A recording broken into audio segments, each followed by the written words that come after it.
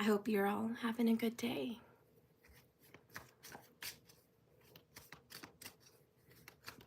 All right, so no one's here in the live chat right away, so no free cards at this moment.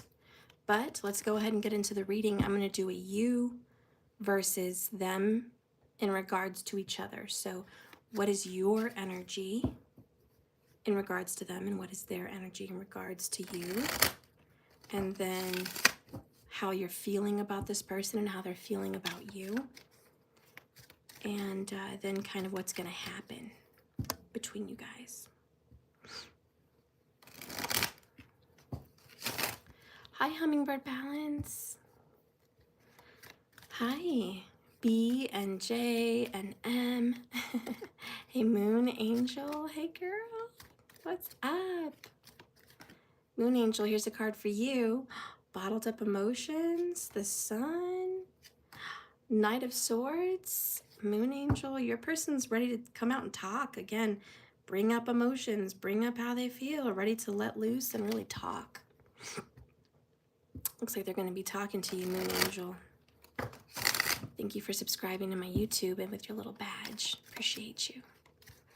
Okay, so let's get into your energy, guys, as a collective.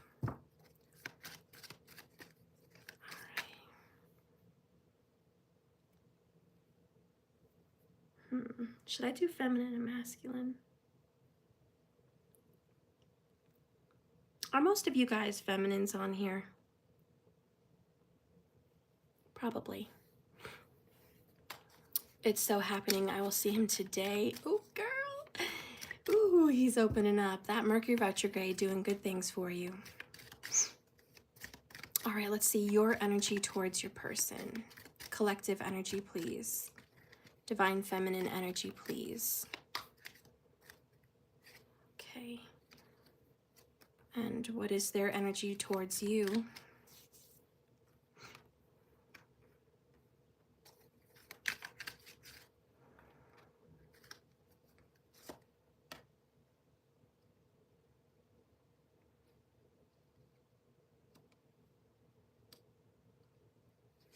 Okay. All right. And how do you feel about this person?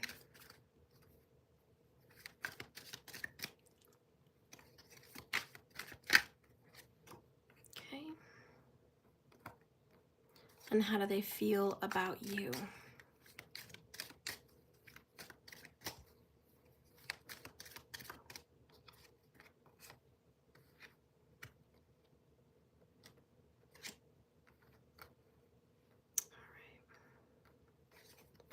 Bottom of the deck, overall, underall energy, Knight of Wands. You're both highly energized right now. You're both highly turned on sexual people. It's not a bad thing. It's a fire thing. And your sexual energy and chemistry is fire. You both desire one another very much. You both take some action towards fulfilling your sexual desires with one another, but not fully. So I do think there's a lot of teasing, or there's a lot of ideas about we're going to be intimate soon. We're going to have intimacy in the future. You know, there's a lot of it's going to happen. It's just, when is it going to happen? Under that is Six of Pentacles, reciprocity. So there's an energy of give and take. You give, they give. Somebody here gives a little bit more than the other, though, and that's not exactly fair. And there is an element here of legacy and family. So you guys may share children, share a home, share a last name. But whatever it is, you guys share a future. You share a family and a legacy. Karmic cycles are being broken. Let's go ahead and see your energy towards him or her. We have Four of Cups, hopeless, and divorce. It looks like you feel like your person needs to divorce someone. And you're not sure they're ever going to divorce this person. You're not sure they're ever going to leave this other person. So your energy is kind of, I think I should just give up, Four of Cups. I'm not satisfied sexually. I'm not satisfied emotionally. I'm not satisfied in this relationship. And I don't think it's going to work out because they're never leaving. This is kind of like, God, it's hopeless. Are they ever going to get divorced? Are they ever going to leave this person? What is their energy towards you today? We definitely have a Sagittarius in the house, okay? But Eight of Wands, action. They say they're going to take action. They say they're going to leave. Followed by Three of Wands, expectation. Yeah. They're telling you, listen, I'm going to leave. I'm going to leave her. I'm going to leave him. It's just a matter of when. They keep telling you it's any time. It's in a matter of weeks. Spirit says they're probably going to leave within 3 to 8 weeks. They probably will leave the situation. You can count on it with an expectation. Your person, again, communicating, I'm taking action, I'm leaving, I'm leaving, I'm leaving. But I think this is something you've heard before, perhaps over and over again. Oh, you're welcome. You've been following my advice, Moon? And you think that maybe contributed to him meeting up today? That's awesome. Thank you for that comment. And thank you for mentioning that to everyone. I appreciate you. Happy coffee time, everyone.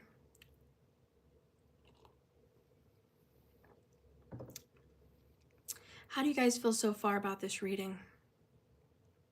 You're a little bit lacking confidence that they're actually going to do it. And they're over here saying they're taking action and they're going to do it. I think a lot of you guys are like, where's the proof? Let's go ahead and see what you're feeling in regards to this person. What are your feelings? King of Pentacles, Seven of Swords. You're very practical. You're very realistic. Hummingbird balance, no 3D evidence. Yeah, and that's what you're thinking. Four of Cups, King of Pentacles, like where's the actual physical proof? Because you're practical. And you're just looking at it like, I don't see it happening, Seven of Swords. If there is evidence that this person is leaving, it's hidden from sight from me, Seven of Swords. It's elusive to me.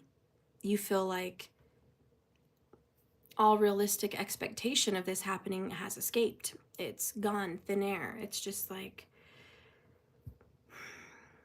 you're also tired of this person sneaking around with you. You're a very practical, marital kind of person, and I do believe that because of the Ten of Pentacles. Wow, even under that is the Eight of Pentacles consistency. So very earthy, very Capricorn. It could be Taurus or Virgo, but you have a very practical approach to relationships, and it's simple to you. Marriage, commitment, live with me. It's very simple to you.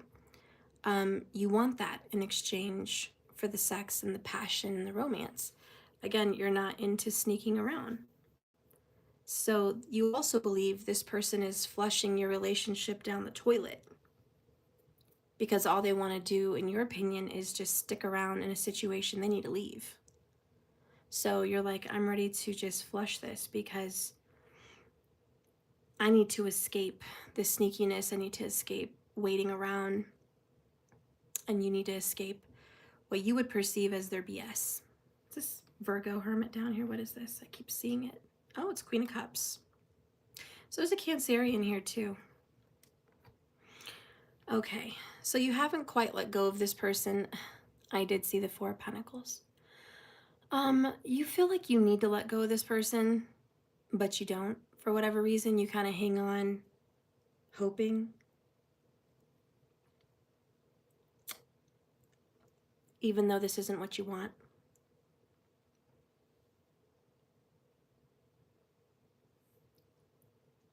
Mm-hmm.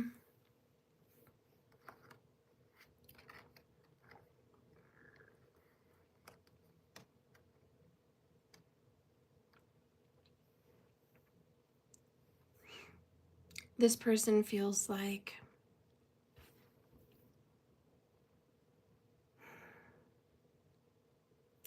they're over their current situation and they choose you. I choose you, Pikachu. Pika Pika. Yeah, they choose you. And they do feel like they are absolutely done with the situation that they're in. But again, where's the evidence? I think Hummingbird said it best. There's no 3D.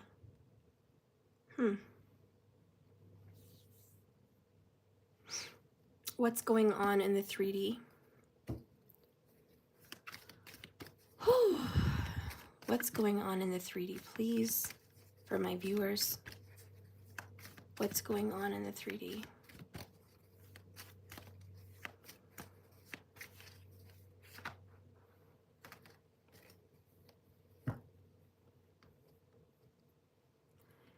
Hang on to hope.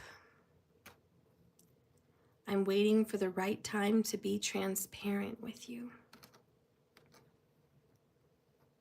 They're waiting. That's the problem. In the reality, all you are is hanging on to hope, which is totally not visible. And I absolutely believe you are hopeful. But hope and satisfaction,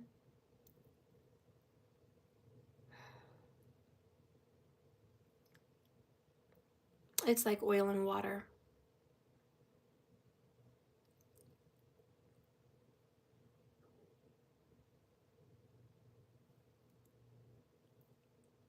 His girlfriend showed up in your dream space with a sinister plan. Yeah, there's this third-party drama.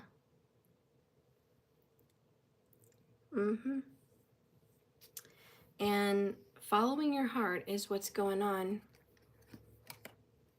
Wait on me. But I know there's secrets between us. So how can I trust you? I need some space to get a different perspective. Union, bottom of the deck. Listen, you again are hoping for the best here. And I'm not saying it's not going to happen. They're saying wait. Give it a couple weeks.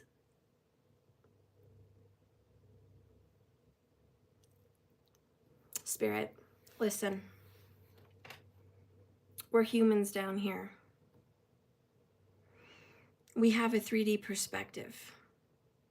It's difficult to hang on to hope when something is so elusive, so dark, so subconscious, so mysterious. We need more than what you're giving in this reading. We understand that we're still holding on even though we're trying to let go. We get that. We understand this person is saying they're going to leave and to wait. We've got 2 waiting cards. We get that. This person wants the collective to wait. But you've got the World card and you've got the King of Pentacles side by side here, mirroring one another, saying, I need realistic evidence. I can't keep running on E. Give me something concrete.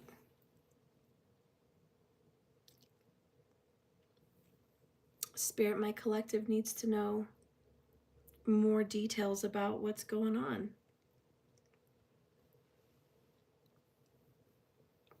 They need to know more answers. They need to have some more clarity.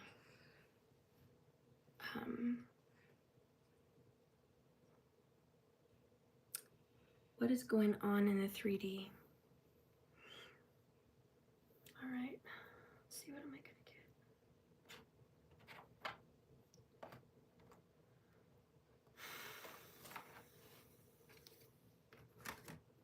What's going on in this person's world?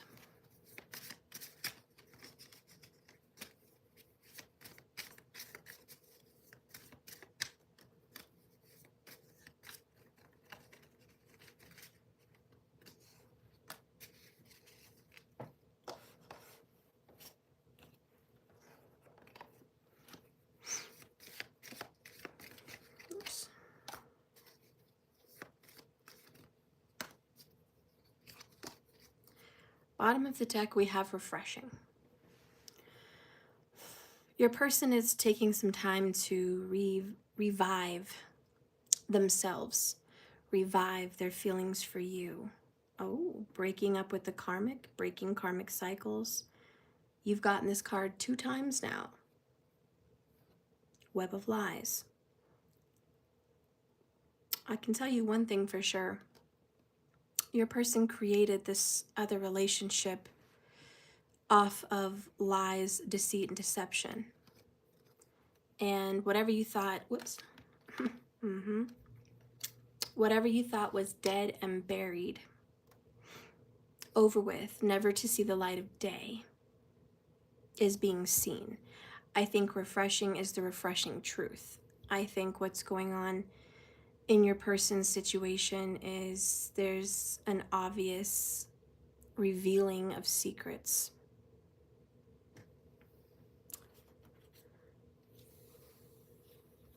Bottom of the deck over here is vibrate so high that toxic people fall back because they no longer know how to approach you. So your person's trying to get high vibe, okay? Trying to be positive. You can't save your face and your butt at the same time. And maybe you literally can even slow eye roll, step back, and give it another think. Guess what? Chances are you probably can, even with a way better attitude and some love in your heart. They're catching themselves feeling like basic behavior. What? I can't say certain things on here. They want to go off on someone. There's some whack BS. They want to go off on someone. At the same time, they're realizing they can't cover up their lies and build a good life at the same time. That's what this is. I can't cover up the web and still have a good life. I'm not going to be able to save my reputation and have a happy life at the same time. Something here has to be sacrificed. And again, they're trying to vibrate so high that their toxic partner is gone or leaves the situation. What else came out is the moment you start acting like life is a blessing, it starts feeling like one. So they're trying to be grateful, the attitude of gratitude. We have magic is in the air. One-sided. And I miss you. I can tell you magic is in the air between the both of you, especially if you've done magic on this relationship. It's only going to work one way. And they miss you. So I do believe this person is confident that they're going to leave that situation to go and be with you. Again, they need some space, obviously, to get a different perspective, but so do you. You need some space. You know there's more going on in their life than meets the eye. Again, not a lot of information is really popping out on what's going on in their daily life. We need more details, because those cards are not extremely telling at what's going on physically. It's definitely telling on what's going on mentally and emotionally in your person's life. But we would like to see some concrete evidence about what is actually happening on their day-to-day life over there. Please show me.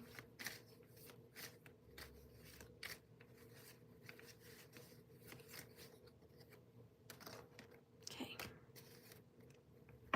Bottom of the deck is boots, long journey. So a lot of hard work. Padlock not available.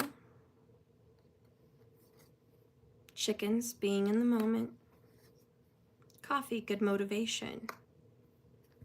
This may be a sign too, you guys may have been chatting over coffee this morning, or chatting at one point, getting motivation for one another to focus on being happy, focus on the moment. Your person is not available emotionally or physically in the relationship at home. Or maybe the person they're with is not available at home. But someone is saying don't touch. It's off limits. Okay, don't touch. Again, they're motivated to come be with you, so that keeps happening over and over. What's happening in their daily life, please?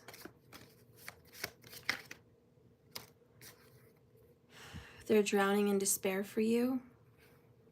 They're sick of pretending to be someone they're not. They've been wearing a mask that wanted to pop out. Betrayal is going on at home. They're thirsty at home. Okay, you have no idea how badly they want to taste you. I will choose comfort. You feel like home. I'm absolutely obsessed with you. Obsession. And there's so much anger inside me. Hostility. A lot of masculine vibes. Again, third party betrayal. Like that's, you already know that because you're part of it. But they want you so bad physically, so bad intimately, so bad sexually. I really feel like that's their motivation to get out of the situation. Okay.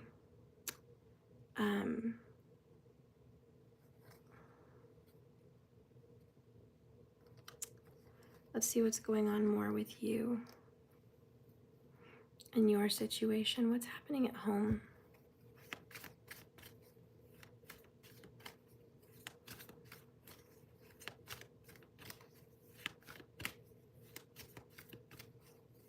Spirit, please show me what's happening at home.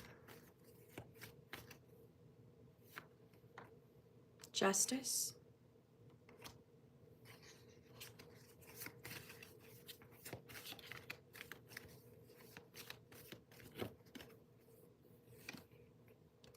You are my other half. The distance between us is killing me.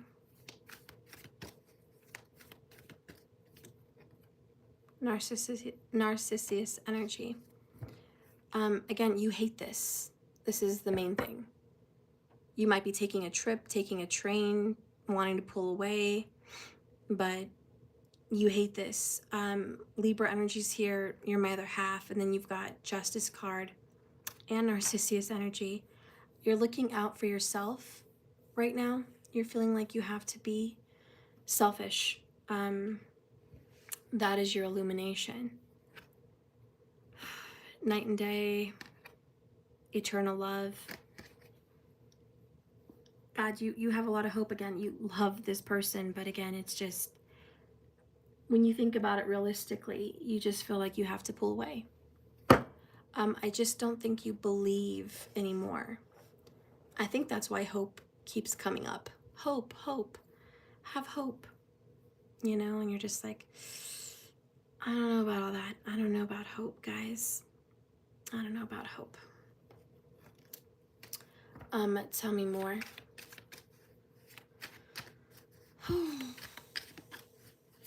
What's happening at home? Camping, a much needed escape. You may want to go camping. This has been a very long journey. Boots comes up again. Oops. Okay. Owl, getting clarity. Getting clarity. Candles, an important discovery. You know, I think it's just a long journey. Hermit vibes here. Just, you want to get away. Again, you don't believe the hype. I guess that's really what it is. I think you're putting boots on. I think you're working in the house. You're working outside. You might be traveling, hiking, going somewhere, but you're on the move, okay? Maybe you're moving. I don't know, but you're on the move. And you just feel like, I need to know a whole lot more, because you don't want to be in this connection with all these secrets, with sneaking around. You actually despise being in a third party connection. And I think this is actually like maybe the first time in a long time that you're just completely not into it, to the point where you don't even want to be intimate or sexual with your person. It's a big turnoff. It doesn't do it for you. So grab life by the balls and make it your bestie. Okay, because sometimes life is just waiting for you to meet it.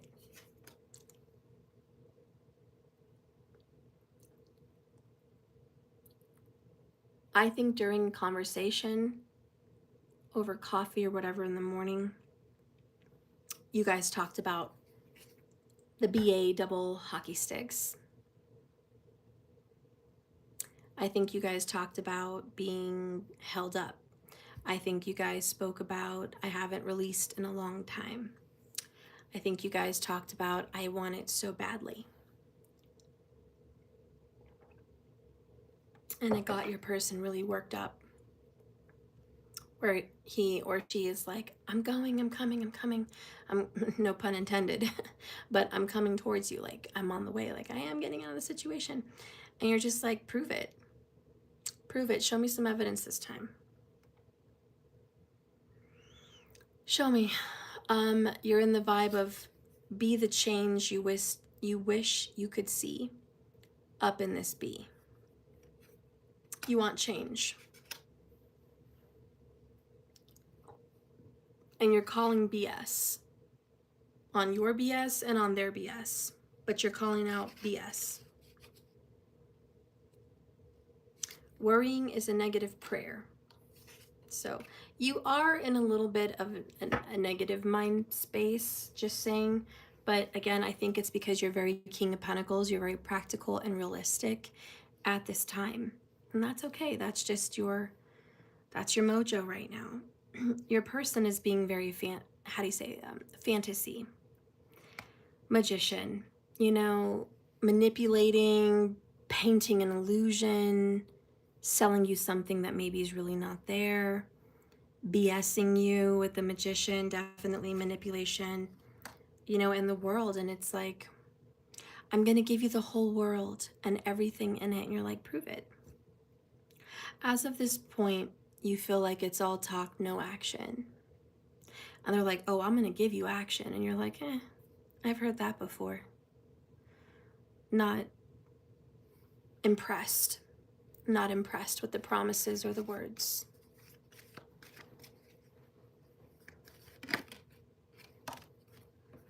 Oh, let's see your reality and practicality with them right now.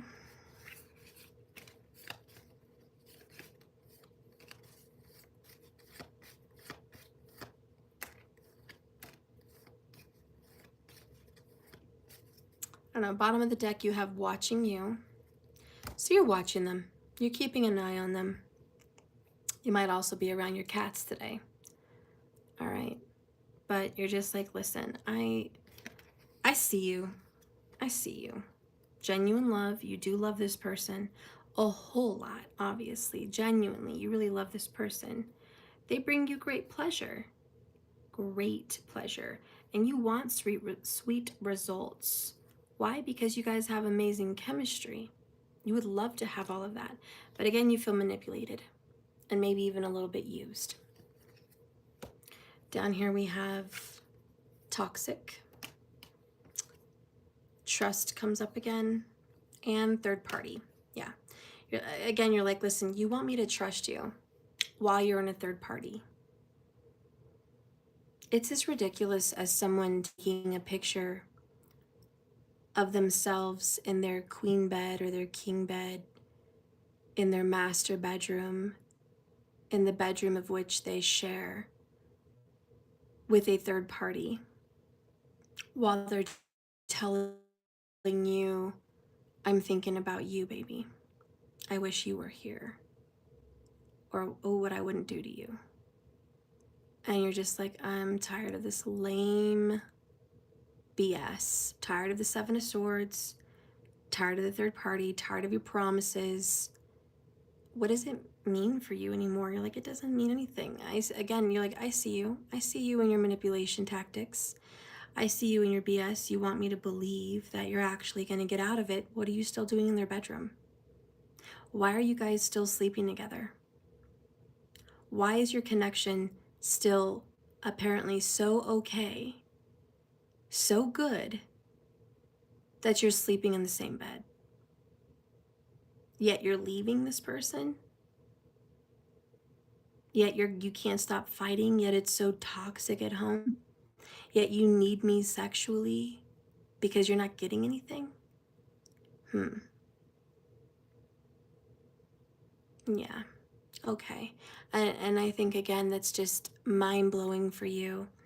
And with the King of Pentacles, you're like, you know what? You're not my king. You're not my queen. You're not anything. You're all talk. Promises, promises. Again, you feel like you know what? You're gonna miss an opportunity with me for that. So, have it. Have at it. See what luck it brings you. Hope it brings you a lot of luck. And again, this person's betraying you, betraying the person they're with, reaching out to you. Again, wait. Just give it a little more time. And you're like, I've heard that before. Let's get a couple more cards about your reality with the situation. Hi, Fleeky. Welcome back, my honey bun. See? Toxic again. Look at that, guys. That's crazy. It's crazy, but it's in your reading. And you got toxic 2 times. That doesn't happen just by accident in 2 different decks. Come on now. And you know this, man. You know this, man. Cold shoulder. I miss your warmth. You're tired of getting the cold shoulder. You're tired of being shafted, being less than, etc., etc. I found what my soul truly was searching for you. You're soul searching. And you're just like, I'm not satisfied. Let's get some words of the wise. Come in. Yeah. How's everything going? Good. I was thinking about going to the basement to make some schematics. Yeah, that's good. Okay. Okay, I'll be done soon. Alright. We'll work on it. Okay. See you then. Okay. I'm doing good, Fleeky. Fleeky, since you are a badge member here on YouTube, I'm going to pull a card for you real quick. Your love life has been complicated, Fleeky, all for very good reasons. You must learn these lessons to attract the love you deserve. Okay, a little bonus message for you. Okay, so let's see what words from the wise about this love relationship want to say. So what needs to be said in this love connection, please, Spirit? Well, isn't that just fair? Isn't that just so nice? A twin flame connection is in or will be entering your life. This could be a friend or a lover. Either way, this connection may be triggering. Ooh, girl. As they are a reflection of yourself.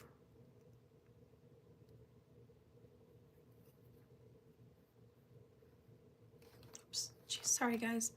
Trying to straighten this out. Bottom of the deck is this. Rekindling. Rekindling energy is someone coming back into your life. Don't forget the lessons they taught you. Guys, this is the twin flame. And it sucks because it's not fun at all. This is not a fun twin flame relationship. Are all twin flame relationships like this? No. Is a lot of them? Yeah, I've seen a lot of them like this. And again, if you're watching me for the first time or you're back from a while, you already know how I feel about this twin flame situation. A, you don't have more than one twin flame. B, not everybody has a twin flame. C, it is not a Cinderella story. Twin flame energy is about triggering. Oh, and D, it's not a journey to learn more and be all about yourself. I'm sorry, but I've heard that from more than one mature tarot reader that claims they know everything about twin flames when they don't even focus on twin flames in their life. All they focus on is, for a lack of better words, obvious, unresearched, worn out information. And it makes me sick a little bit, makes my stomach turn. That being said, what do I mean by worn out information? God, readers that only follow tropical because they've never wandered into the wilderness of astrology. B, people that spread themselves so thin in all genres.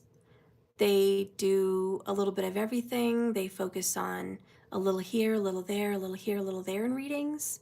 Again, never honing in on an energy and just never doing the research. How do you prove a twin flame? Is there evidence or proof of a twin flame? Actually, there is, by the way, and not a lot of people talk about it. It wasn't until a few years ago, and I know I'm the first one that ever said it because it was never documented on any tarot video or any spiritual video on YouTube or website until I said it. I remember it was like 5 years ago when I said it. And people were like, what is the soul contract? Everyone in tarot world is soul contract, soul contract, soul contract. Where do you find the evidence of your soul contract? Nobody even knew. It was like, well, I don't know, but she said it. I don't know, but he said it. I don't know, but that teacher said it. I don't know, but that channel said it. No one had any idea where the soul contract came from until I did my research and I said, you know what? I'm not trying to toot my own horn here, but I might. And I'm like, it's your natal chart. That's your soul contract from start to finish. That's your birth plan. That's everything. That's your soul's journey. You're absolutely dead right. You have a soul contract and it's written in the stars the day you were born. What do you also call that in religious points of view? God's plan. It's always written in the stars. So, yes, anyways, that being said, I'm the first one that said that. But that being said, and I've done my own independent research on twin flames and I've found it in astrology. No one's talking about this. And maybe they will in 5 years, and I'll be glad. Hey, if people want to bite off of my stuff and go take it and use it and spread the word, so be it. I'll be that person. And maybe in 5 years, more people will be talking about it. But it started here, I can tell you that. And I'm telling you that it is proven astrologically if someone is in a twin flame connection or not. In addition to proving your chart, you also want to look at the tarot, of course, a psychic reading, of course, of some sort to pick up on your vibes of each other. It is real and it is proven and there is evidence, but it's only for people that really give a crap and actually want to look at it. They actually care enough to find that evidence and feel comfortable in using the title twin flame. I mean, is it a badge of honor? No. In fact, 90% of twin flames, here's a sad statistic, honestly, in my point of view, 90% of twin flames are miserable. I'm just going to keep it real. And again, it's in their chart and it's in their readings. But 90% of twin flames are miserable in relationships and in love. Part of it is a soul reflection journey where you have to do work on yourself. Yes, that is absolutely part of it. I never said that wasn't a part of it. I just said to the mature know-it-all readers, that's not the point of it. And that's it. That is a part of it. We're talking about fractions here, slices of this journey. That's a slice. You know, there's other slices. It's forgiveness, understanding, change in perspective, ultimate self-love and awareness, ultimate unconditional love. Being on a twin flame journey is a lesson of the self through another person. People confuse that so often with saying it's a lesson of the self by myself. If that was the case, my dear, let's just use some common sense, some logic. If it was just about you, nobody else would be involved. Okay? I don't know why that's not obvious. For more readers, it's smacking you in your face like a 9-inch, you know? It's obvious. If it was about you, it wouldn't involve anybody else. Anyways, moving on from the obvious, that is a slice of it, but you are supposed to learn about yourself through them because they are mirroring parts of you that are in the shadow. Anyways, I just wanted to share that for a moment because what I wanted to share in your reading with this third party and this toxicity, and please don't be offended, but I'm going to keep it real. I'm going to keep it 100 with you. I already know right now there's 35 of you in the room, maybe 15 of you are going to resonate. The others of you are going to be blown off at me by this next comment because A, it's not your reading, and B, you don't resonate with it, but just hear me out. I do believe that whoever it's resonating for, this is part of your shadow.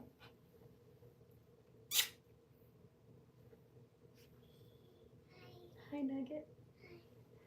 Part of your shadow is toxic, third party. I'm trying to say words that are not offensive with littles.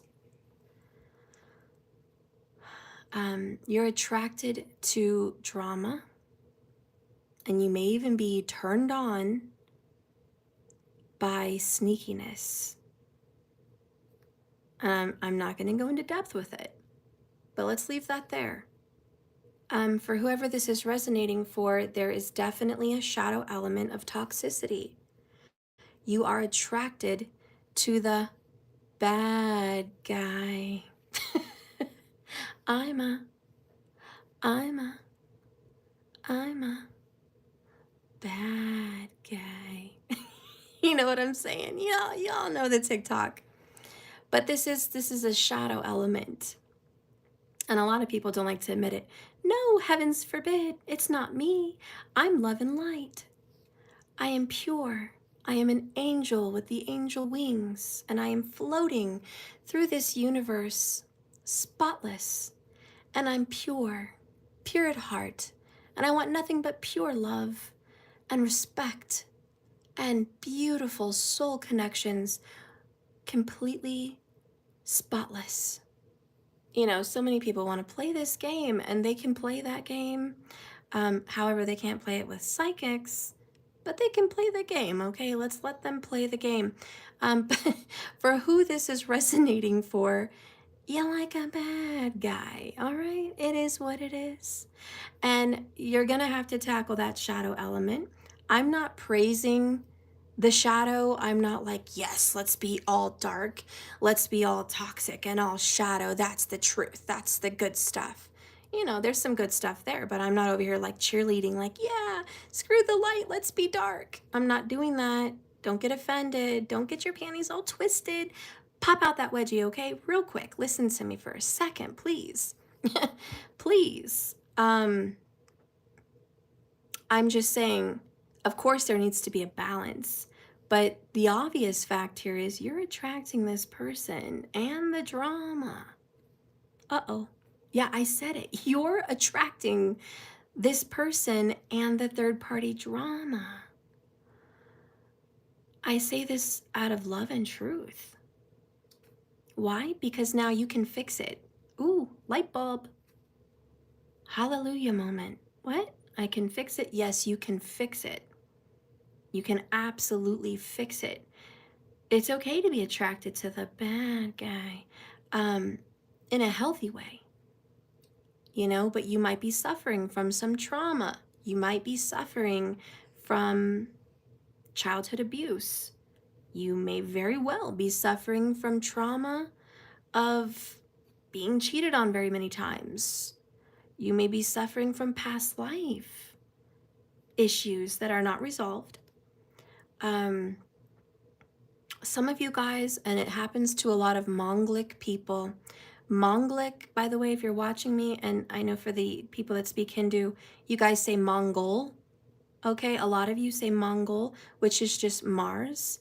But I think when we describe plural, many, many, many people that are Mars ruled, it needs to be Mongolic. That's just coming from me and my English perspective, the way we verbalize. But please don't be offended. But, anyways, Mongolic people tend to have these situations often, very, very often.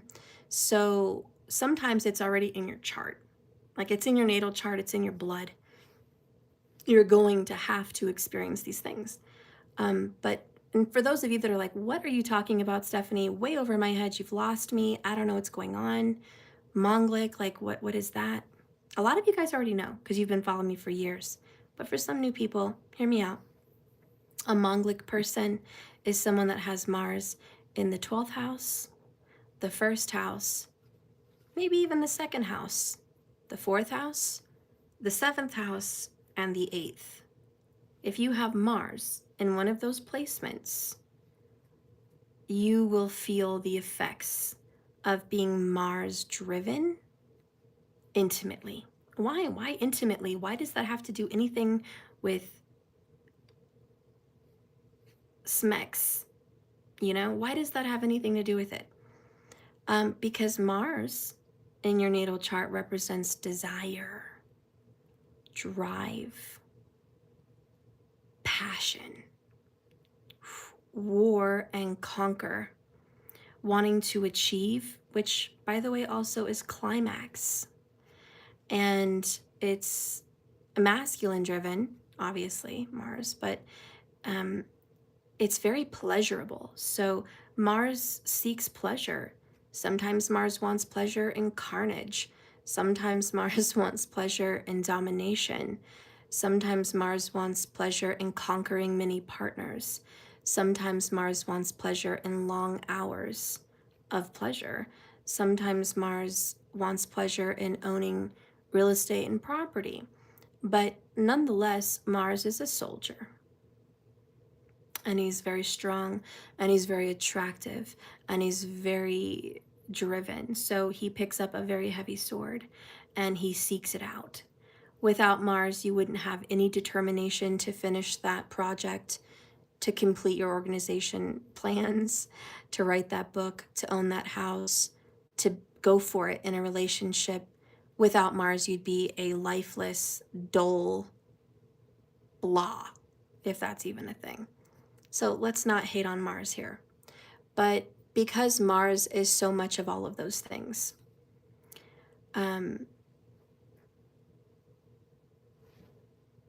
which, by the way, he loves Aphrodite, and you guys know that. Okay, Aries, Aphrodite energy. Leo, again, energy, okay, is very, very much like that. But when you get Mars in the houses that I've described in your natal chart, these Mongolic people, they tend to deal a lot with some toxicity. Now, the most toxicity I've seen as far as third parties, quote, quote, third parties in relationships is 9 times out of 10 when Mars literally sits in the 7th house. Mars could also sit in the 1st, and you could have Mars in any of the other houses I've described. But the more prominent third-party dramas that I've seen, and just so you know, we're talking about this because people are, look at that. The numbers was 35, now we're at 27. People are dropping like flies because they don't want to hear the truth. And like I told you all, 15 people out of all those people watching were going to resonate. The other ones were going to be PO'd, hang up, go off because they're upset because they've been triggered. It is what it is. Disappointing, but it is what it is. Anyways, when I see Mars there in the 1st or 7th is usually when I see a lot of third-party problems in relationships. And I've spent my life studying the crap out of natal charts and people's charts and all of that. That being said, this twin flame journey that we're dealing with, you may have these placements, you may have these issues. And like I said, you are attracting and calling this in at either a conscious or subconscious level. Most of you subconscious.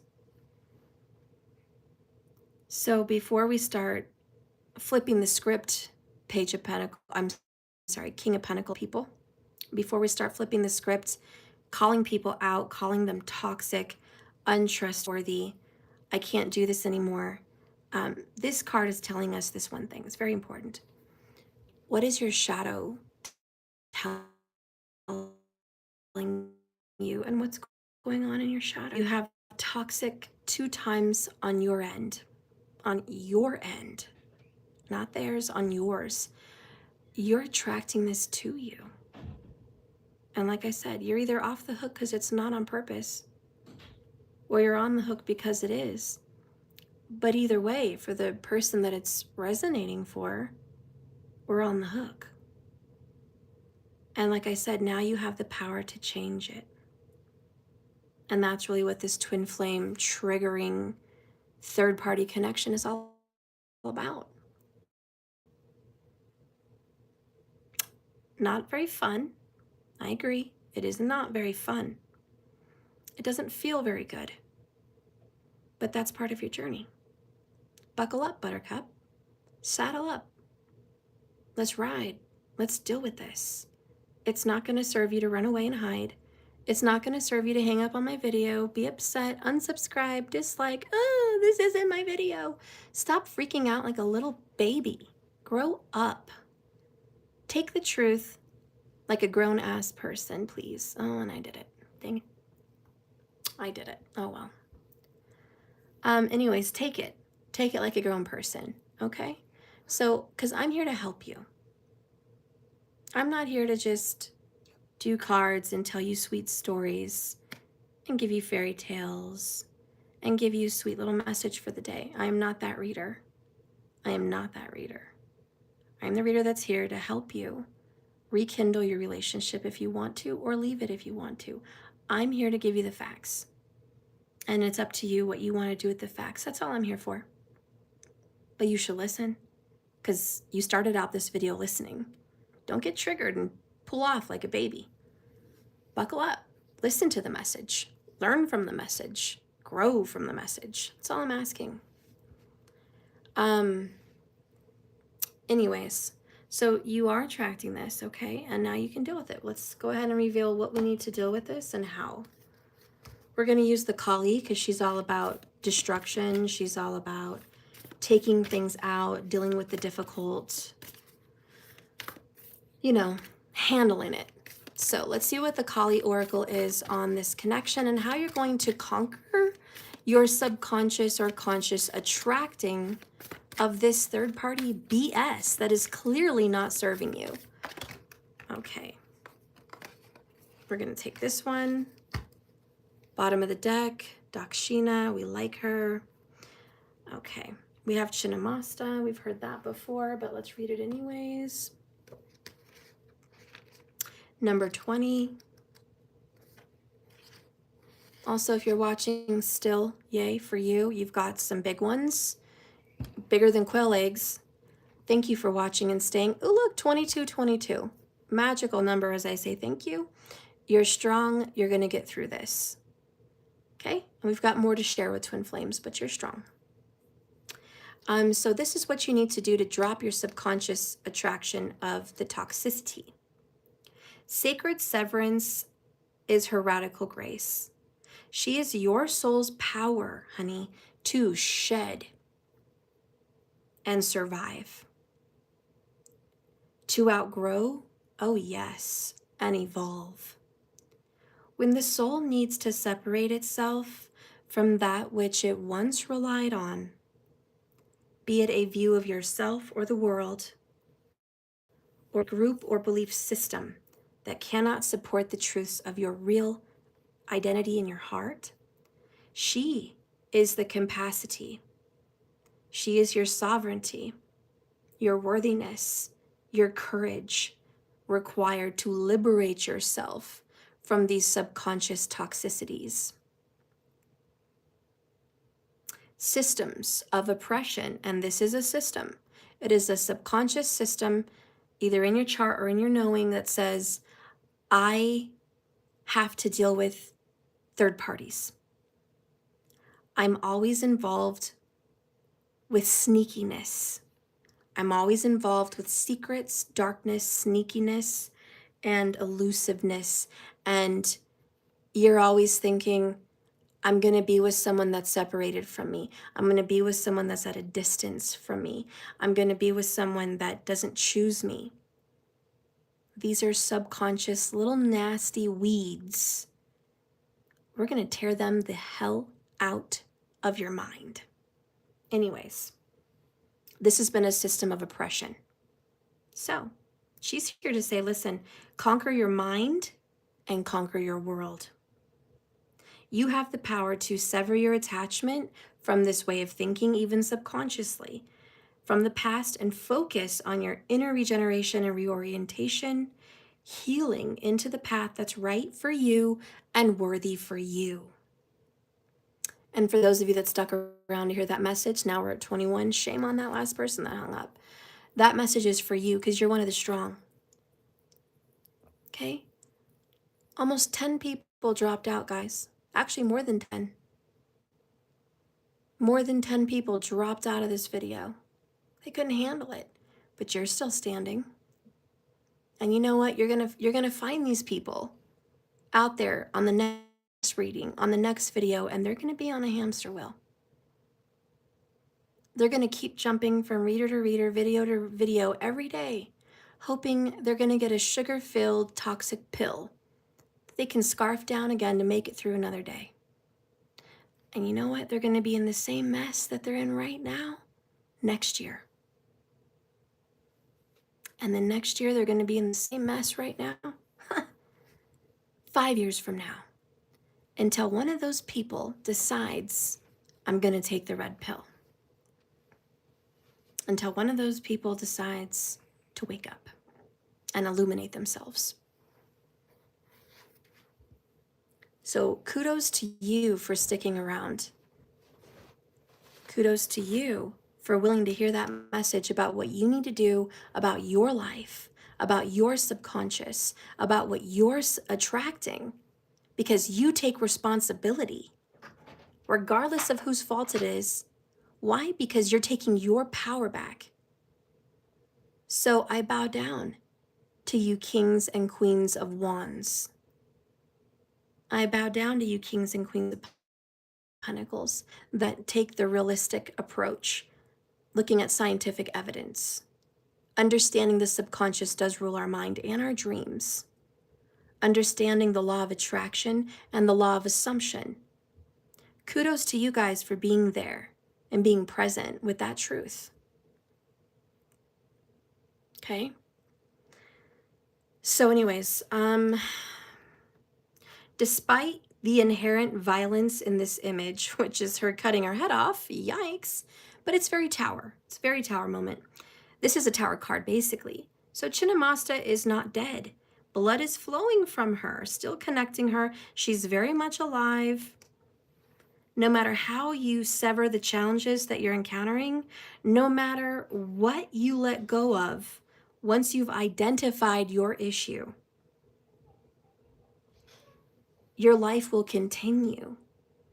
You, the real you, which is not your thoughts, not your name, not what you look like, but the real you is breaking free into more life, not less.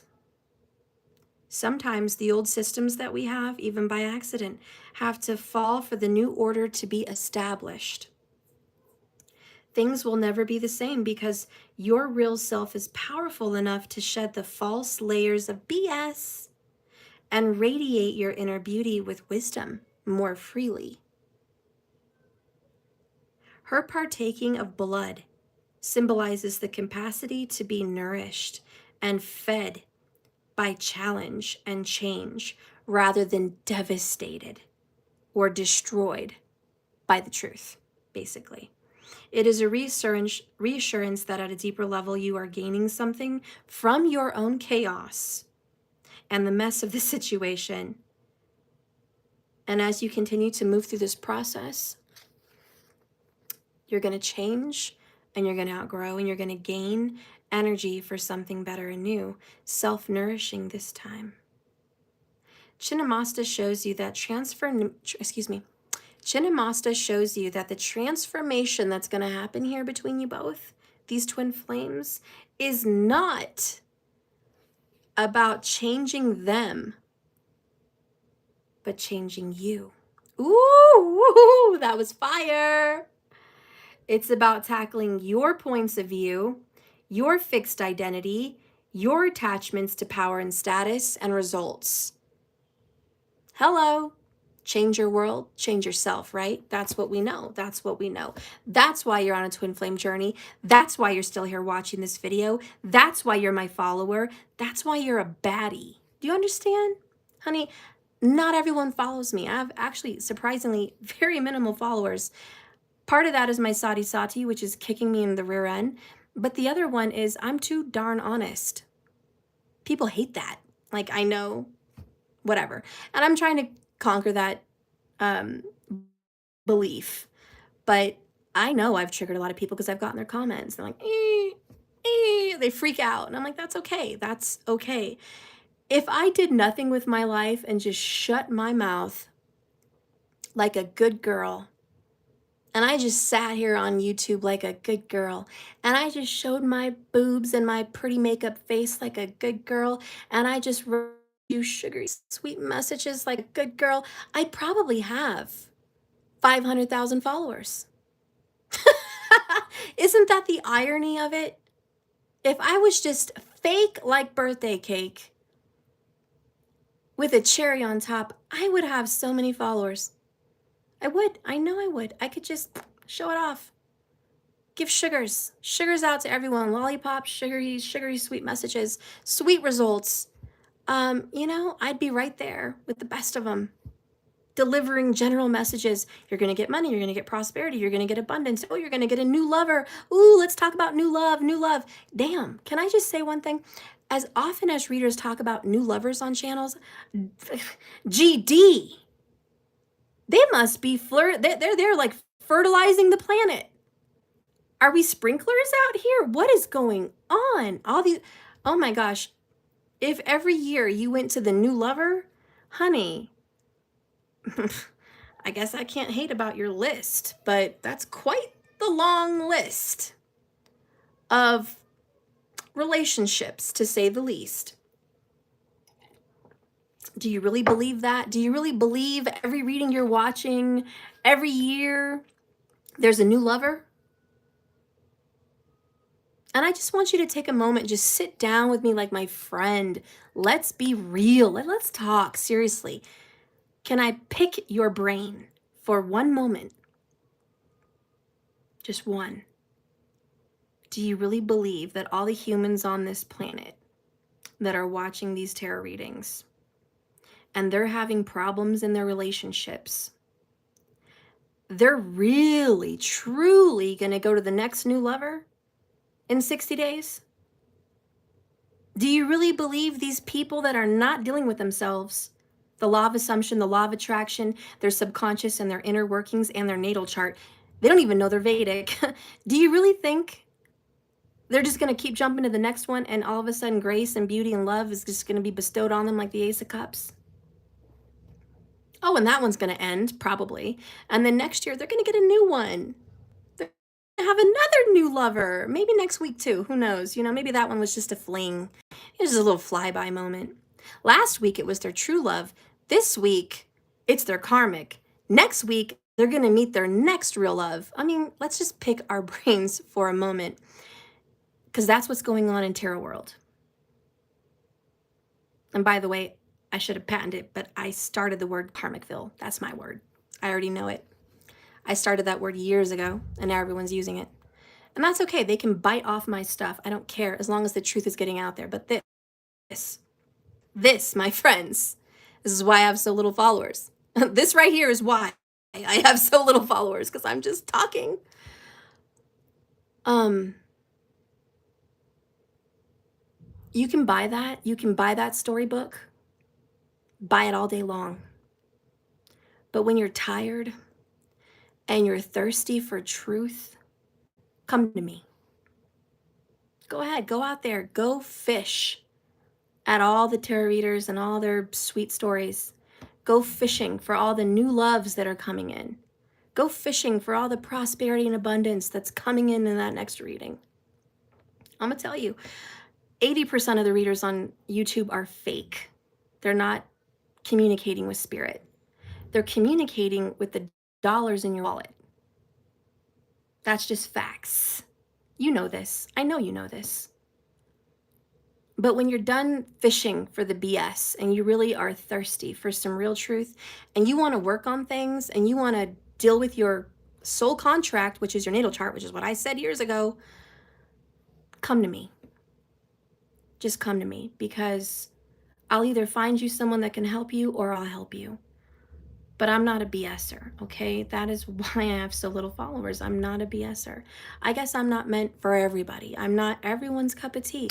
I'm not the general, meaning the general public reader. Okay, the truth is, and I guess where I'm trying to go with this, you do have drama. You have a real reason why you have drama. It's inside of you, because you're the creator. I know you know this at a soul level. You are bringing this upon you. I'm not talking about your childhood abuse. Children are very different than adults. They're born into something, but I will say this. Even children, even though they're young and they don't remember their past life and they don't know what they're doing here, children have a soul, a very old soul, and that soul knows what they signed up for. So I feel sorry for children to an extent, because they're innocent humans that don't deserve to be mistreated. But on a spiritual connection level, I'm talking with an old soul, not a child. And that old soul knows what they've signed up for. That's another story for another day. But when you're here to deal with the truth, like I'm right here. And I just want to say, remember earlier I was saying, and I've lost my train of thought. Never mind. I don't even remember what I was saying. Give me a second. What the hell am I talking about? Get back to where I was going, because I just went off on a tangent there.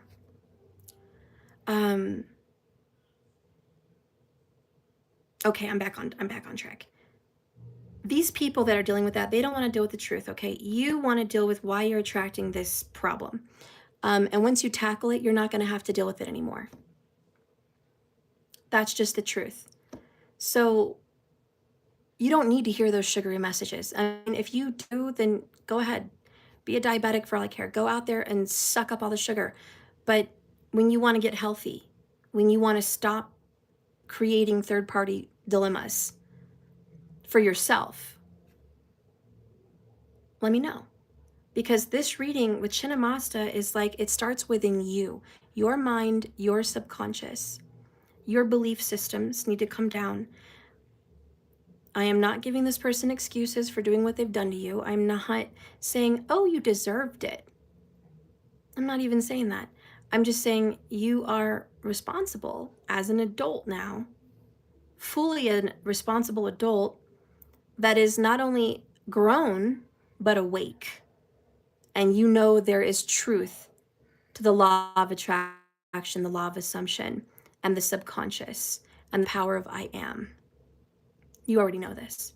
So why would I sugarcoat your message? And why in God's name would you ever point fingers over there? It's his fault. He did it. He did A, he did B, he did C. I'm tired of his BS. or her BS. I'm tired of her, issues. I'm tired of all of that. It's all her. It's all him. I'm unlucky. I fall in love with the wrong person. I wish I never would have met this person. I wish, my whole luck would change. Why is it everyone else is lucky? Why do they get true love? Why, first of all, it's not true. But anyways, pointing fingers over there, how is that even helping you? So you're having a sob story? So you're boohooing? So you're upset with the world? So you're mad at God? So you're pissed off at your person? Okay, so now that we've done all the anger, then what? Well, I don't know. I'm just waiting for the universe to feel sorry enough for me to throw me a bone. No pun intended. you know? You know? I kind of feel like Jim Carrey right now, speaking truth bombs, and I've scared my entire fans away from me. Please don't be Jim Carrey. Stop it, Stephanie. Shut your mouth when you're not this deep in a hole. Anyways, I probably won't shut my mouth. I'm a Gemini, and it's Mercury retrograde, and I'm just going to flow it out like water. So here it is. It is what it is. Sorry if I'm irritating everyone. But anyways, like, whenever you're ready to deal with this, attack the snake head on, which is Rahu, the north node of the moon, and that is your karmas that you've got to deal with, and this is all here. So the north node of the moon, Mars probably has something to do with it, but Rahu for sure. In this journey right now, 7th house, Libra energy also, just let's deal with these third party scenarios. Yes, for whoever I'm talking to, it is a twin flame journey. It's been proven, it's factual. You have evidence in your chart, you have evidence in your tarot readings, you resonate with it, you even resonate with the ugly truth. You just resonate. So this is for you. Like I said, this reading is not for all of you. So maybe 15 out of 35 at the moment. Like I already know. You already know. It's not for all of you. And for the ones that it's not for, thank you for watching anyways and liking anyways, and I love you. I appreciate you. But for who this is for, and you need to hear it, conquer that drama in your own mind, in your own soul, because something traumatized you. And let's go ahead and reflect deep down in the subconscious. What are your dreams telling you? Do you have dreams of villains chasing you? Beasts, bears, monsters, sharks, snakes, storms? Are you running? Are you escaping situations? Because that's what this is all about. So a lot of your subconscious will show you if you are trying to get away and run from things, then you're avoiding the subconscious beast. And it's scary and it's hard to look at. And once we dive into the subconscious, you might be having what you would think is a complete nightmare because you have these strange attractions to demons, monsters, shadow figures, evils of some sort, darkness in essence. You might feel like that is a complete nightmare. What are you doing in those energies? It's showing you that you have a place there.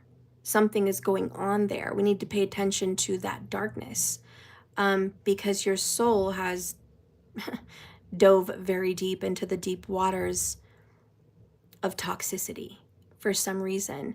And this may have been triggered by an event of sexual abuse. This may have been triggered by an event of being fatherless or motherless. And this may have been triggered by feeling like you need to be an object to be sought after because deep down there's a level of unworthiness. That was either triggered by your mom or dad, perhaps, but you found that beauty or attraction is acceptable because if you look cute, if you look precious, if you look sweet, if you are obedient, you're going to get all that love. And sometimes that's all it is. Maybe it's not even sexual. Maybe it's just neglect. Maybe you were always crying out for attention as a child, really wanting to get the attention of your parents. And you found the only way to do that is by looking adorable. And they're like, oh, look at you. Don't you look good today? Don't you look precious today? Or if you had some kind of an accomplishment, oh, my daughter, my son did this and that. Perhaps your parents were completely absent. And so the only way you got affection and attention was by being in a relationship. And maybe 9 times out of 10, you were in third-party relationships.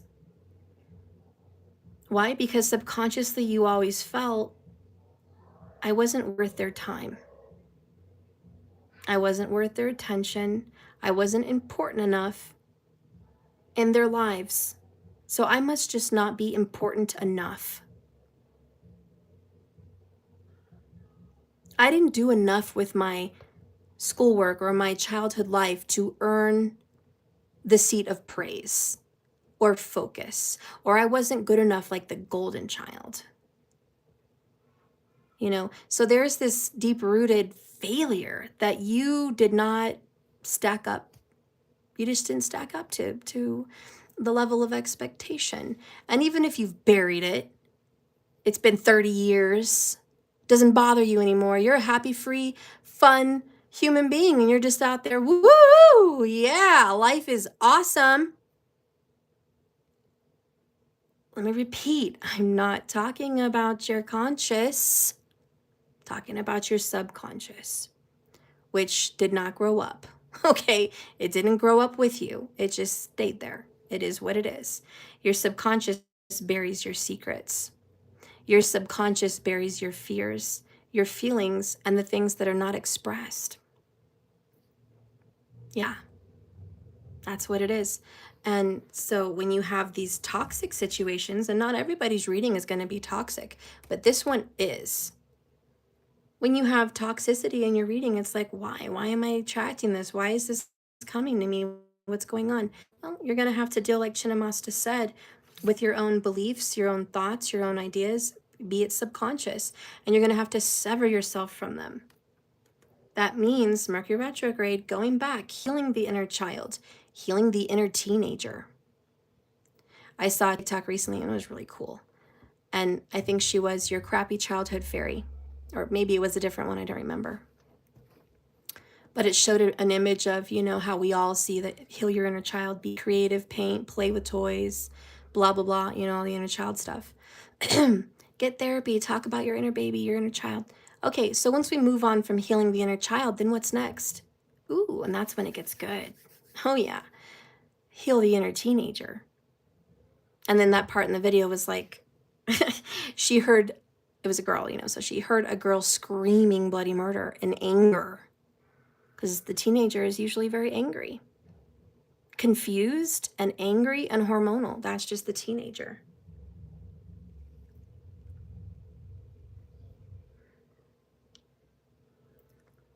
So once you're ready to tackle your subconscious and heal the inner teenager in you, then you're probably going to have to move on to healing the inner young adult. That 20-something-year-old person that didn't know what was going on, was experiencing everything firsthand, jumping all in, getting burned, getting cut, getting hurt, experiencing all the pain and truths of life. You know, once you heal that young adult and you deal with your past, you kind of get caught up to more recent. And then you can start dealing with the most recent relationship, the most recent lifetime experiences, be it money, be it wisdom, be it credit, be it parenting, be it marriage, be it whatever. But then you can start dealing with that. And that brings you to the present. And I think once you've conquered a lot of those healings, you'll be caught up with your subconscious. And then your subconscious can now project, hello, creators, the reality that you want. But, you know, you do have to go down that rabbit hole. And I think that's what this is talking about in this twin flame connection. You guys are being triggered as they are a reflection of yourself. And this toxic behavior that they're showing you and dragging you into is a reflection of your subconscious. So let's deal with it. Like, what's going on in the subconscious that you feel you need to be part of a third party? Again, this didn't happen to you. This happened for you. Your third party drama right now is not an accident. It's not, whoops, I fell and landed into a third party situation. It's not my fault. I'm just unlucky. No, it's not. It's not luck. It's fate. And you're going to hate me for saying that. But that's the truth. It's not luck, it's fate. That's what it is. All right. Are you guys done hating me yet? Are you guys all right? Are you still there? Are you okay? I hope you're all right. Did I scare you off? Woo, you got through that one. You got through it. Oh my gosh. 27 of you got through it. Okay, you're alive at the other end of that message. My gosh. Good job, guys.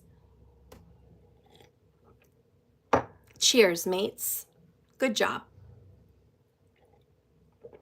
Anyways, you're going to start dealing with why you're attracted to this toxic person's BS.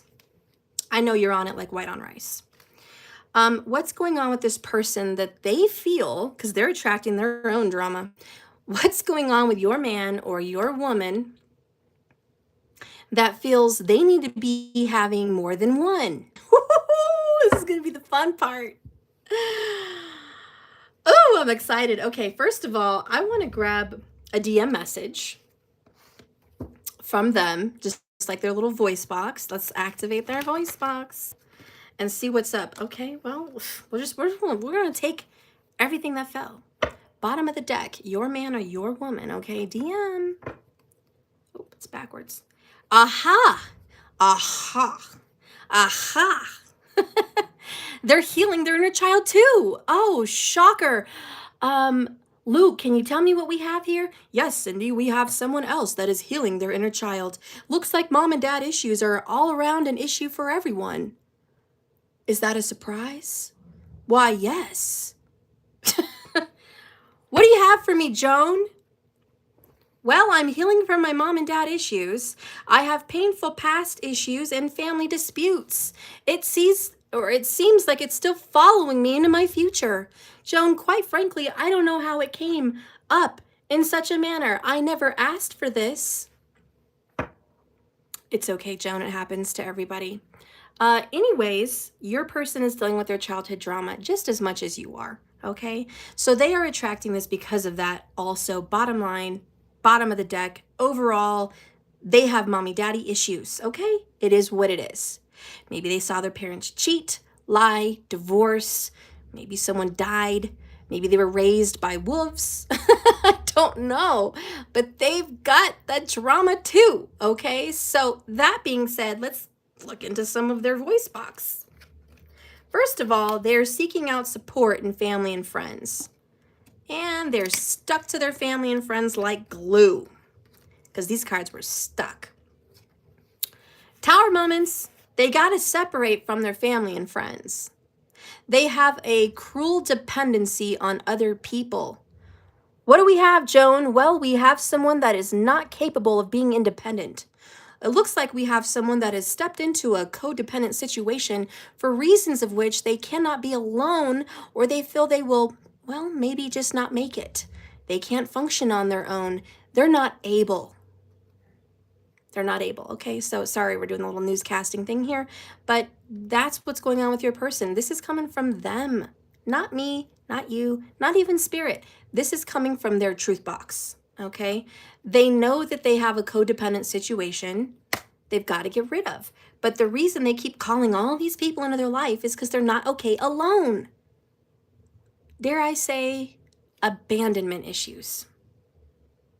I think that is the main event. So they also say, but listen, that's not a problem anymore. Listen, Linda, listen, Linda. I already left that behind me. I'm over my childhood. Again, we have someone here reflecting, pointing fingers. It's not me. This is not my issue. I'm not still traumatized, and I don't have problems like that. I'm over it. This was the past. I'm grown. I am on to more other things like spicy, sexual attraction, one-of-a-kind connection, intense chemistry. Okay, why do they feel they need to have smexiness? Because that makes them feel loved and not alone. And if they can have a lot of that, they feel whole. So we have someone that is scared to be alone, fear of abandonment, and feels that if they give away their body, they can keep all the people in their life. This is someone that maybe has slept with their friends. Unfortunately, that's the ugly truth. This is someone that has done sexual things with their friends, maybe not to their friends, but maybe being in the same room, orgy style. This is someone that talks about that with their friends, exposing themselves in ways they shouldn't. This is someone that obviously has multiple relationships, because if this person doesn't want me, I need to make sure there's somebody else that wants me, because I cannot have one day where no one wants me. Again, it's the abandonment root that I definitely feel for your partner. Then we have, I wish I could actually express how I feel, but they won't even address the inner child. Of course, they can't express how they feel because they have to face their inner child issues and the abandonment. It's a big fear. They don't want to be left alone. So here's your issues. You're attracting toxicity for whatever your wounds are, your trauma. They're experiencing needing more than one person in their life because of their trauma. Anyways, there we are. There's the tea.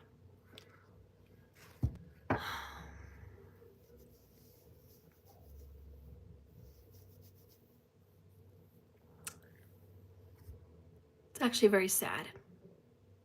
Spirit, what is being taken out of the DM's energy with this triggering? Because we're definitely having a rekindling, which means we're having a focus on our issues, or we're triggering one another. So what is their trigger doing for them? Because they've been triggered by you. Again, they say, I'm coming, I'm leaving the situation, which is a big deal for them. For them to actually choose to leave a partner is big. They don't leave anyone. They gather many. We have a gatherer. So this person just likes to gather. And so for them to say, I'm actually going to leave the world card, the ending, this other person, is a big deal for them. Because normally they'll just keep them hanging. They'll keep them intertwined in the web of lies. But this person is actually trying to take steps towards evolution and cutting that energy off to be with you, their twin. So this is a big deal. You may think they're failing, but they're not failing. They are in an energy where their desires are correct. Their desires are, I need the world card to end my own dramas so I can have a new beginning with the magician. I don't want to live this life. That is progress. That is evolution. You're right. This reading is all about evolution, evolving, leaving things behind. So what's being evolved in their trigger? What's happening in their trigger?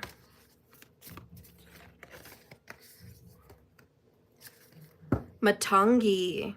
This is a lot about beauty, but the parrot is about copying. They feel like they need to be a copy of other people, a cookie cutter, a mimicker. And this is about speaking.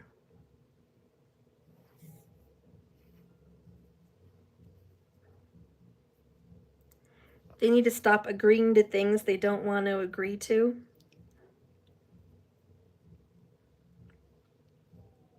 They also need to stop being all talk, no action.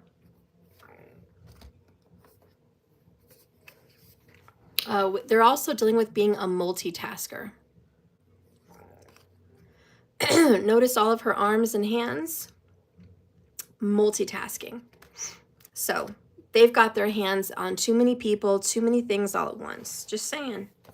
Number 24.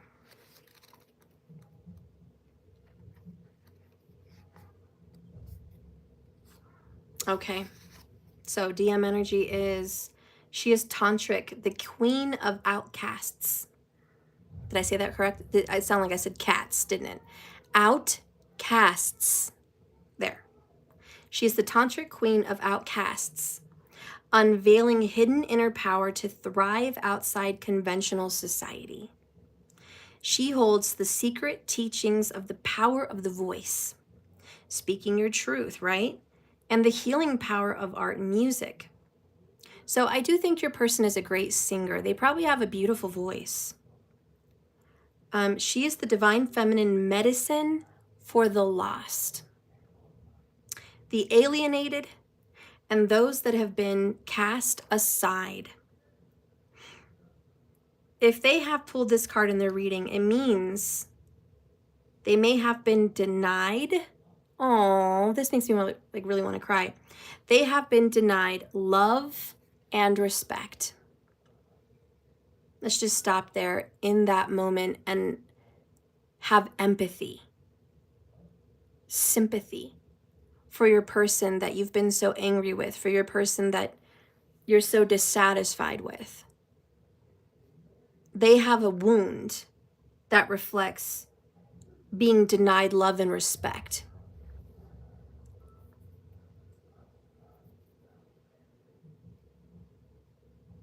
So all they want to go out there and get is love and respect. Anyways, she brings healing and empowerment. And you know what?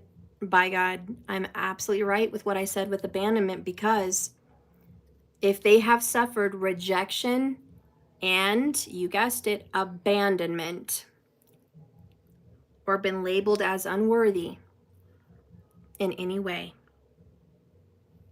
and this card says it's about bringing dignity and repair. She is the ignition of creative, joyful, and vibrant life paths.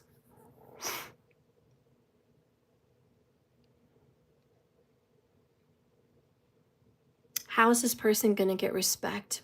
By putting their body out there for sale. I don't mean literally.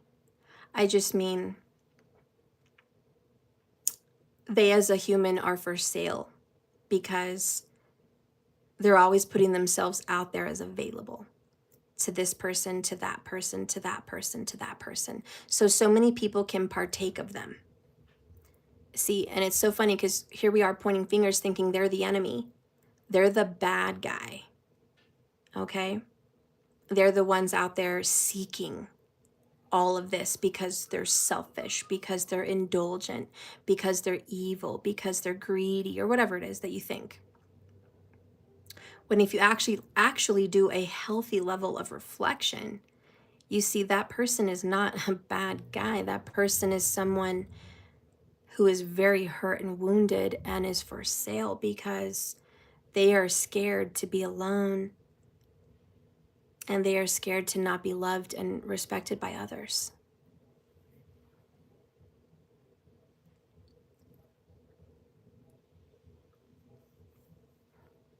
The 9th of the wisdom goddesses is Matangi.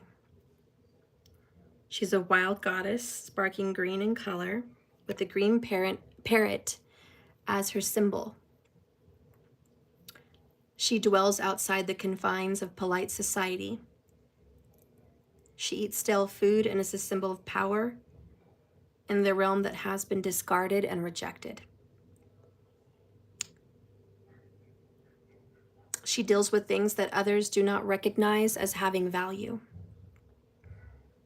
Matangi sees worth in others that are not capable of noticing it for themselves. Not rarely seen and not loved. She sees the true being. She is also there for those who think they need to seek outside social and relationship, political, or religious approvals. And that if they get all of that, they can thrive best. There you go. That's what's being dealt with. And I think it's just an acknowledgement of what your person's going through. So this is why, it was a very deep message today. For some reason, we really went there today and quickly. But this is why you guys are here watching this message, and this is why you're elevated at this level of self-work. Not everybody is elevated at this deep of a level, believe me. A lot of people are swimming in a puddle of depth at this point. This is 2,000 feet under the sea. This is very deep. And there's not very many people that can do this depth of healing, you know, because they're just not at that point yet. But this is why you've been on this twin flame journey, because you're going to be compassionate, sympathetic, understanding, unconditionally loving. And this is why on the twin flame journey, it teaches you about the real truth about love. And that's why on the twin flame journey, when you've done a lot of work, you're no longer pointing fingers. You're no longer angry. And this is why you like to heal and reconcile, because reconciling with the twin flame is reconciling with the truth of yourself, the essence of your soul path, your soul contract, quote unquote, the essence of your natal chart. Whenever you make peace and do great healing with your twin flame, you've made peace and healing in your own life. And it has nothing to do with, but it's a relationship, although, you know, of course it's that, but that's not why. There's a big difference. Again, like I said, this is going to resonate for maybe 15 of you. I already know that. The people that are going to watch that are not ready for this are going to say things very triggering, like, I don't need that POS. I don't have time for players. I have self-love, self-worth. I don't care about this connection. I'm ready for the new, the next. Okay? The good. You're going to be triggered because you're going to see people come in and comment and blast this and, you know, quit telling people to reconcile with narcissists. They're not there yet. Wow. And I love getting those messages. I'm like, oh, I have another person here watching me that is totally not in the energy that we're in. That's okay. I'm not going to continue to be triggered by these people. They don't get it. They just don't get it. And that's okay. That's all right. I do need to conquer my ego with what I think and what I know, because I have a very expansive ego, which I do try to kill because I know that's one of my traits that needs to go. And if I ever come off like I know it all, that's my ego probably. But Jupiter is very expansive. And wherever you have Jupiter in your chart, it expands things. And unfortunately, my Jupiter's in Scorpio. So everything esoteric, secret, hidden books, hidden knowledge, secret wisdoms of all kinds, any genre, I tend to dive into that and I tend to expand on it, and there's my ego. But Jupiter doesn't want me to have an ego, so I get it, you know, but anyways. Not to mention Jupiter's in his own house in my chart. So he's like, haha, I'm in my own house, teacher's pet. So I try not to be that person, but I do tend to get carried away with myself. But I know that I know what I'm talking about is the absolute truth. I just do. So, be it ego or not, I was put here to help. And for whatever reason, in my chart, I was meant to be somewhat of a public speaker or a teacher or a guide or a friend that gives this kind of advice.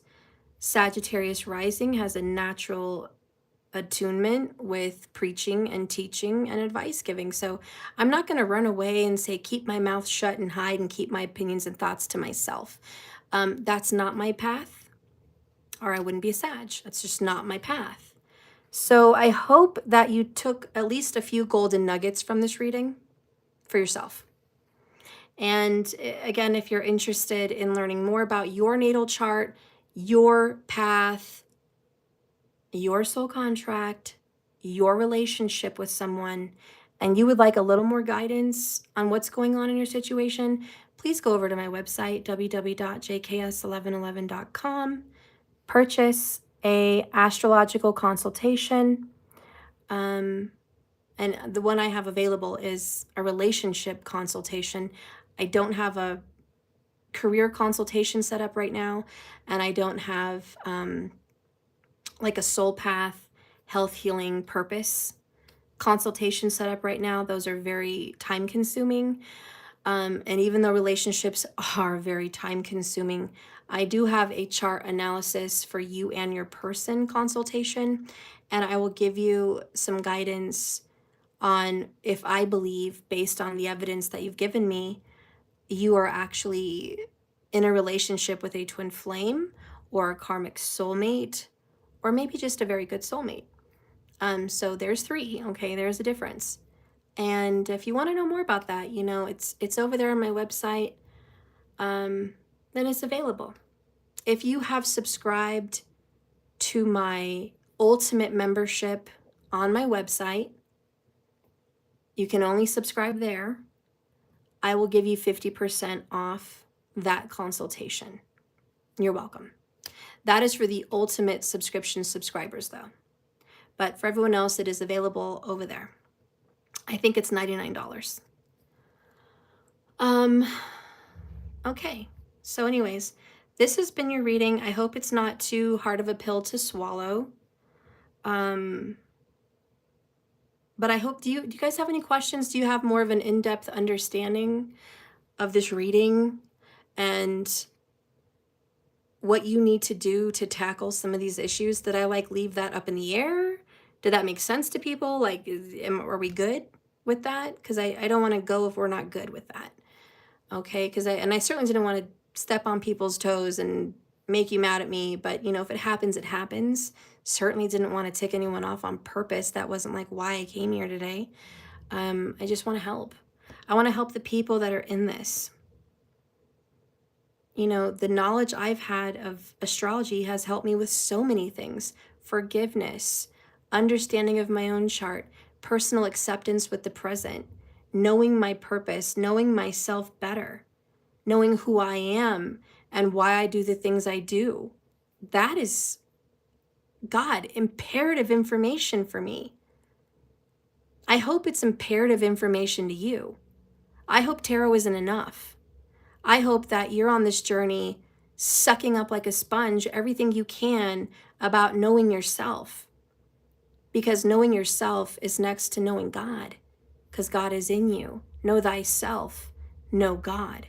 So, God, I hope you're on a mission of like really doing the work, not just watching tarot, but like doing tarot for yourself, learning how to do tarot, learning astrology, learning how to read your own natal chart, learning, you know, that's important for you. You need to do that. And if you haven't taken steps to do that, please do that. Go to anyone you want. I've got some good teachers: Simon Chakowski, Kapel Raj, Joni Patri, very good astrologers in Vedic sidereal. Great teachers. If you just want basics right now from me, I have a Astrology 101, which teaches you about the planets, the houses, and some of the placements. Okay, just so you can get like a basic knowledge of the houses and what the planets represent, and the zodiac signs and what each of them represent. So I have that, and I will do an in-depth, more, I guess, more creative video about the nakshatras and the padas and the doshas I will put more material out there, but it's not there now. I don't have a channel dedicated to astrology, but I've given you a list of some very good astrologers. Also, Ernest Whelm, WHELM, I believe, is great to watch. Great teacher there. Excellent, actually. Very knowledgeable. God, his Mercury, I just want to kiss it. Ernest Whelm's freaking Mercury is awesome. So, I'm not done yet, honey. Almost. Okay, so we have Dojacel. Twin flame or any divine connection is an absolute gift. Yes, it is. Because it helps us know ourselves. And yes, that's important. Yeah, and that's why they trigger, you know? Listen, whenever I talk about you guys reconciling, rekindling a twin flame connection, it's healthy. It's healthy. Forgiveness is healthy. Unconditional love is healthy. Okay? Self-awareness is healthy. Okay? No one has ever forced anyone on any channel, including myself, to go be married or living with or committed to a twin flame that is hurting you. None. Myself included, none, no one. So please don't take it the wrong way where you guys feel triggered that we're saying go back to this ex. This is not an ex reading. This turned out to be a twin flame reading, which is very deep. So I am not one of those readers, guys. Like, I can't, this isn't your ex. This isn't everyone's ex. This is someone specific. And rekindling this would be healthy. Okay, because look, they're a good person. They're dealing with abandonment. Do you really hate that soul? I see a soul suffering. I don't see a bad guy. I see a soul suffering and giving away way too much because they feel like they're terrified, very scared to be abandoned, left, and unloved and disliked. That's terrible. And I want that person to heal. That's me giving that person unconditional love, forgiveness for the errors of their ways, forgiveness for the mistakes that they've made involving third parties, because I see their essence, their truth, and why they're doing it.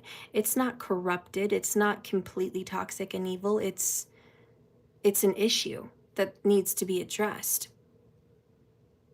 And for you, I don't see some evil, twisted, terrible person that is attracted to toxic things because you're a bad guy or bad girl, you know? I see that you are attracted to toxic behavior based on your upbringing in some way. I see that you are toxic in your own ways because the way you want to get that attention or love is through toxicity, and you think through your body or through your looks or through an achievement or through making $1 million or having a big house and a nice car or having your own business or having a banging body or having the, number one syndrome, that's going to get you the love you want. And I don't want that for you, because you don't need to be all of that. You don't need to be high on the hog all the time. You don't need to be number one. You don't need to have the utmost best car, house, looks, career, money. You don't need to have any of that to get love. And I feel bad that, subconsciously there's an element based on parents or whatever you went through that is telling you that, or you're telling yourself that you need to be all these things to get that ultimate. And there's some kind of a natural high for this divine feminine over here that says, I am the ultimate prize. I am the golden child. I am the special chosen one out of many.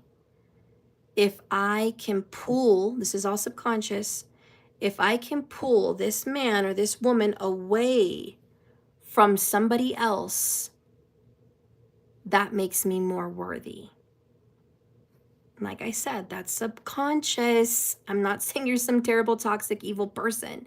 I'm saying that's subconscious in thinking that at a level deep inside, you need to be chosen.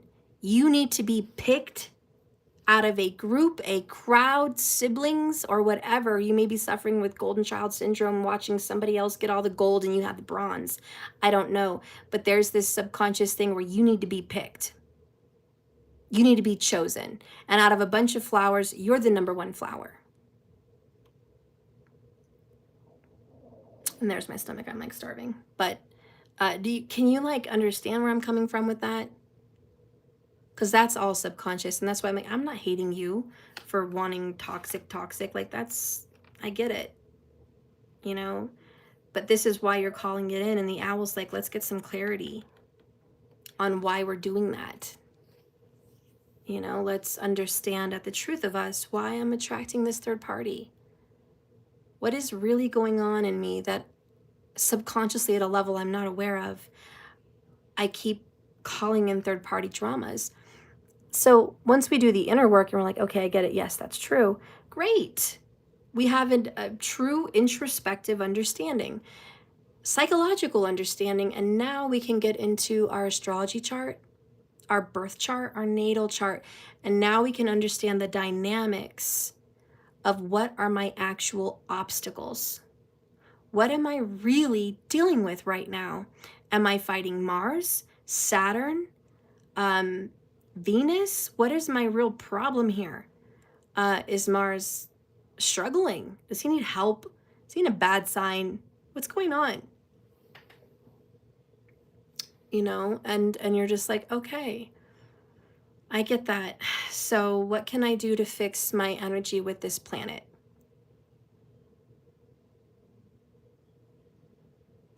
And the way I've seen astrologically how to help with Mars, number one is mantras and meditations with Hanuman.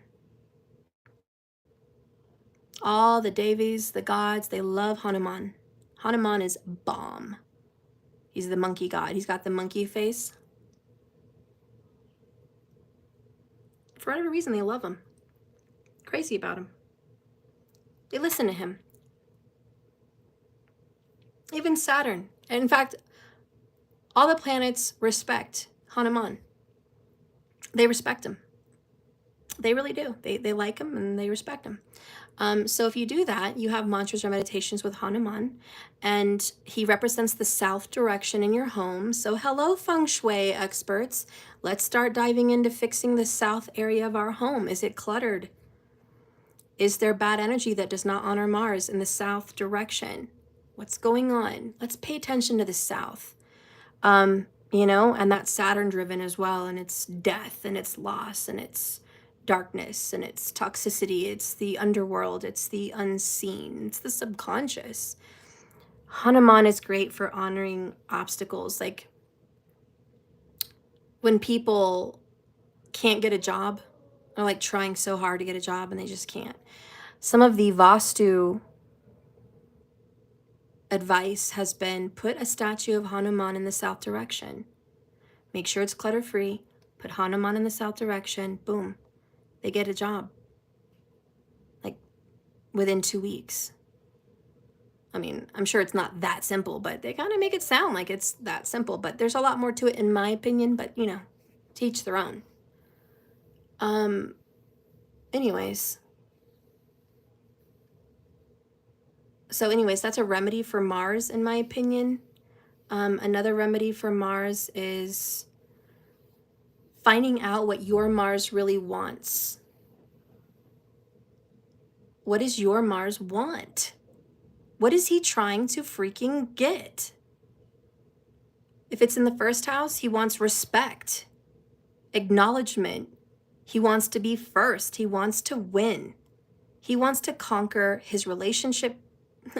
Well, he wants to conquer his significant other. He wants to be in control, but he also wants to be the boss. He wants to control other people that he works with, control his family. He likes to be in charge. That's a management position. That is an authoritative position. Now, it's not healthy to control your relationships. God, you'd be a psycho. But if it's in the first house, you're like, God, I'm kind of a psycho. Well, how can you please him? By giving him a management position at work. See, you don't have to control all your friends and family.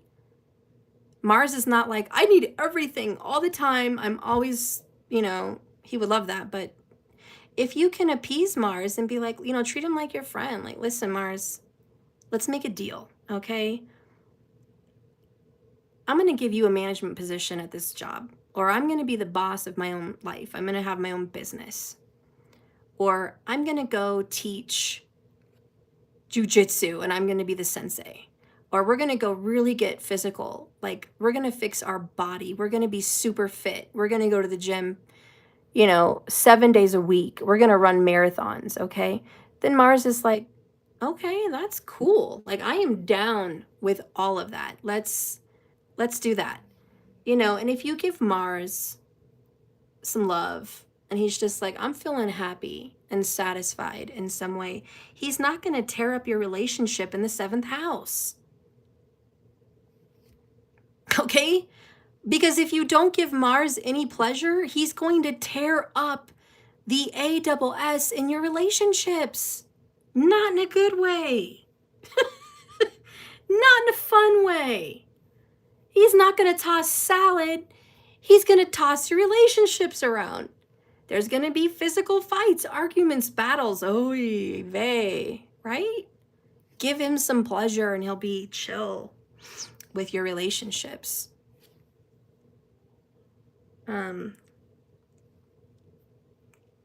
If Mars is in your 7th house, God, he makes your partner that way. The first house, it's you. Like, you're the problem. It's me. I'm the problem. It's me. But when Mars is in the 7th house, it's like, it's you. It's you. You're the problem. It's you. It's the other person. And so when Mars is in your 7th, oy vey, it means your partners are so controlling, dominating, bossy, ego trip. Oy. And not only that, it makes your partner argue with you all the time. It feels like over stupid things, like who left the trash can lid open? You didn't freaking put the toilet seat down again. It's just stupid crap. But also, Mars in the 7th makes people desire, lots of lovers. That's like the kill word. Oh no. Oh no, don't say that. No, that's a Mongolic. First house is a Mongolic too, but man, it's bad in the 7th house. Woo, it's bad. Number one, you could be a little bit of an HOE yourself. Like, you could have, with too many people. I'm not your mama. I don't need to know the details. But if Mars is down there, woo, you stacked it up there, didn't you? You stacked it up a little bit more than you want to talk about, didn't you? Oh, there's some stories you don't want to tell, and there is some stories you don't want read in public. Shh. We don't talk about Bruno. Besides that going on, it also means that your lover is kind of the same way. And it means that your lover has had a little bit too many drinks on the tab. And I don't mean alcohol. A little too many drinks on the tab and stacked it up there. So yeah, your partner is a little bit of a HOE too. Oh, isn't that fun? Oh, you Mongolics in the 7th house. Isn't that fun? That's so fun. It's so fun to have someone that has so much experience in relationships. Hey, I'm not a bad guy. I'm just an experienced guy. I bring the goods. Granted, Mars in the 7th house is a very good lover. You're going to have an exquisite love life. Ooh, yes. But you're going to have other partners in the bedroom. And God forbid you didn't welcome them. Now, sometimes that means a swinger, and yikes, and I'm not hating. But that's not me, okay? Not me at all. Yeah, I don't like that. If that's you, whatever. Keep that to yourself. because you don't in the bedroom. So just keep it to yourself. Other than that, yeah, it does mean a lot of lovers. And yeah, could you have a player in your life with Mars in the 7th? You bet your beanbags. You bet your beanbags you're going to have a player in your life. Uh-oh. Anyways, I don't know. I'm just going there. I'm just sharing some wisdom dewdrops with you. But this is why it's super important to understand your natal chart. Super important. Because if you only knew that information, right? If you only knew that, getting into relationships, maybe you would be more reserved. Maybe you'd be more conscious with what you were choosing based on the life you want versus the life you're fated to have. You know, you'd feel a little bit more like a creator. Are we manipulating our fate a little bit by knowing? Yeah, we probably are. But I'm not here to debate religion and politics. I'm just here to tell you the facts about that. Are you the magician of your life? Yes. Can you manipulate the cards you've been dealt? Or should we say the natal chart and soul contract you've been handed? Yes, make the most of your contract. I suggest this, and this is the best remedy for problems in your natal chart. Get rid of all your hoe business before you're 30. Do your hoe business, and then when you turn 30, be done. Mars kind of grows up after 30 anyways. Thank God he grows up at one point. But get the hoe business done then, and just make a marker for yourself. When I turn 30, I'm going to stop, putting the tab so high, and just give yourself some grace, some wiggle room. Those were my younger years. Those were those years. Those were the young relationships. But yeah, when you've got Mars there in the 7th, you're going to have multiple relationships. It's duplicitous. You're going to have destruction in relationships because Mars is destruction. He's conquering and he's the sword. It's battles. It's combat. You're going to have arguments. A lot of you guys may have even experienced domestic violence. Hey, it's Mars in the 7th house. It's Mongolic. We don't live in a pretty world and everything's pretty and everything's nice and we don't talk about Bruno all the time. This is real life. We don't erase history. By the way, we shouldn't. And we don't erase facts.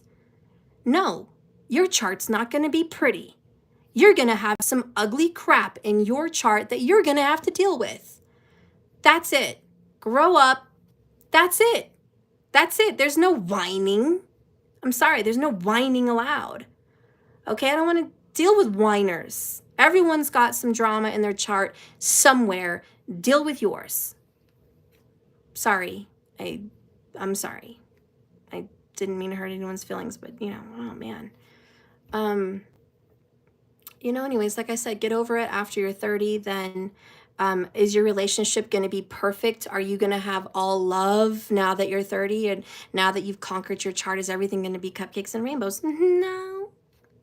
Because you still have Mars in the 7th. Well, geez, Steph, can I cut me some slack here? Where can I get a break? For one, you're going to be constantly at a battle with who's in charge in the relationship, who wears the pants. You're going to think you're smarter than your person, or your partner's going to think they're smarter than you. You're going to think it's right, and they're going to think it's right. You're going to think, there's going to be battles with who's right and who's wrong and who's in charge in the relationship, even after 30. And you're going to be at a battle with who's going to get what and when. And it's about conquering your partner. Someone needs to be conquered. How do you appease Mars again? Give him the pleasure, give him what he wants. To appease a combative, argumentative relationship, which is a little bit Mars in the 7th, sex.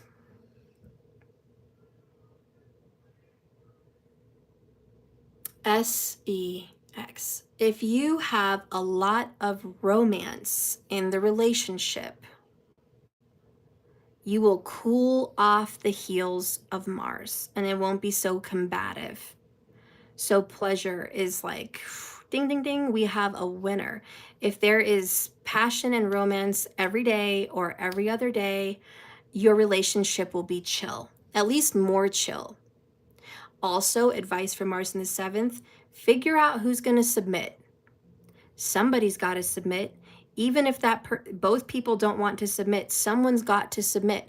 And I guess it's going to be up to you, because you're either A, not going to tolerate the relationship unless they submit, or B, you're going to choose to submit. Maybe not on everything, but on most things. You're going to tone down your ego, and you're going to learn to conquer Mars, and you're going to learn to submit to your partner much of the time. And then your relationship won't be so combative. Anyways, I'm sorry, I went off on a tangent. We talked about Mars in the 1st, Mars in the 7th. I'm just giving you guys examples. And again, this is why it's really important to learn about astrology, really focus on the houses, the zodiac signs, the planets, the placements. It's so good, because it's gonna help you with your relationships. There's so many people that I see getting tarot, and I'm like, God, F tarot, no offense, tarot, but F that, why don't you get an astrology natal chart reading? Get one. Oh, my chest hurts from the stress. I need to quit. Okay, I'm done with that. Oh, thank you, KB, for the $5 super chat. I appreciate that. Quick question, Steph. When you're receiving a message and you're not comprehending it, do you see it foggy or staticky? I see it in pieces.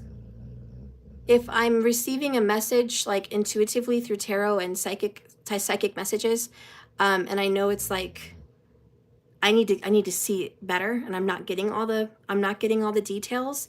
I just get bits and pieces, and then I calm down my mind. I stop talking to myself. I stop thinking out loud in my own mind. I just quiet it, and I just kind of metaphorically, spiritually surrender by putting my arms out spiritually, not really, not literally, and just saying, okay, give me the message. I'm open.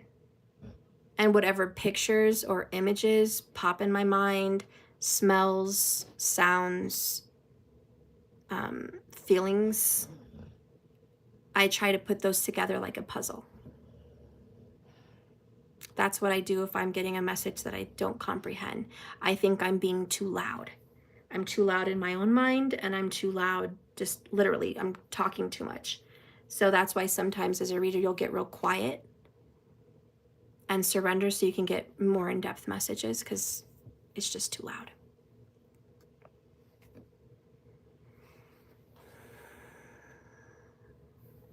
Yeah, Doja, we did talk about Mars in the 1st. Let's see if there was any other questions about that. She can conquer me any day. Aww. See, so you're ready to surrender. Well, if you had Mars in the 7th, it might be harder. If you had Mars in the 7th, it would be hard to surrender, because you have a personal desire to conquer. But the karma with Mars in the 7th, you're always going to eventually be conquered by your person. Your dreams will be conquered by them. Your body will be conquered by them. And you'll feel defeated. That's part of the karma. Gildorado, Hugo, one of my favorites, my Montoya boy. And what about with Mars in the 10th? Just some small advice. Okay, I got you. Gildorado, thank you for your question. Mars in the 10th is a real desire to make a lot of money. Yeah. It doesn't have a whole lot to do with relationships except your reputation. And you desire to be respected. You desire to be having the most. This is for you, and I know about your Pegasus. This is, I want the ultimate Pegasus. I want the gold. I don't want the bronze or the silver. I want the gold. This is someone who's going to be very good at sales. Woo, woo! I'm talking you could sell ice to a penguin because you're super determined. This is someone that if there's a competition with money, you're going to win, because Mars is like, oh, hell yeah, we're we're going to win this. Oh, we're going to get that amount. We're going to get that bonus over everybody else. We're going to get that achievement, that trophy, that level, that title.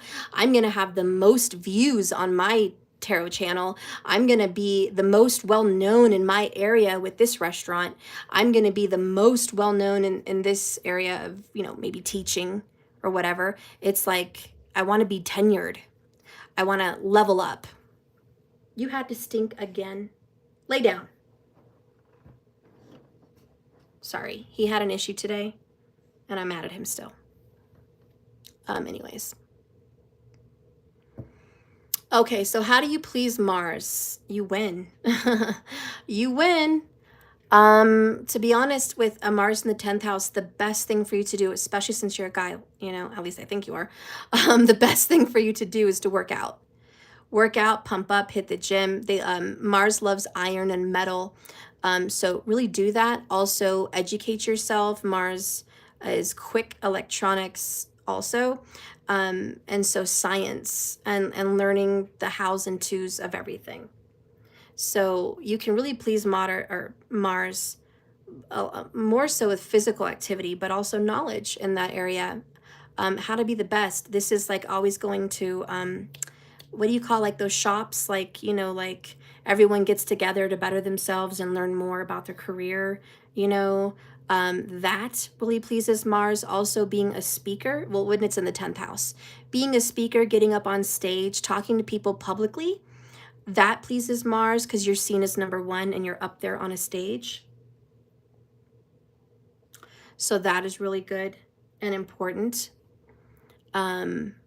And then there's going to be also, let's see, technology, owning a lot of tech pleases Mars. Having the best, newest iPhone, you know, the best new iPhone watch, the best computer or laptop you can get, having a modern house, and also owning your own business.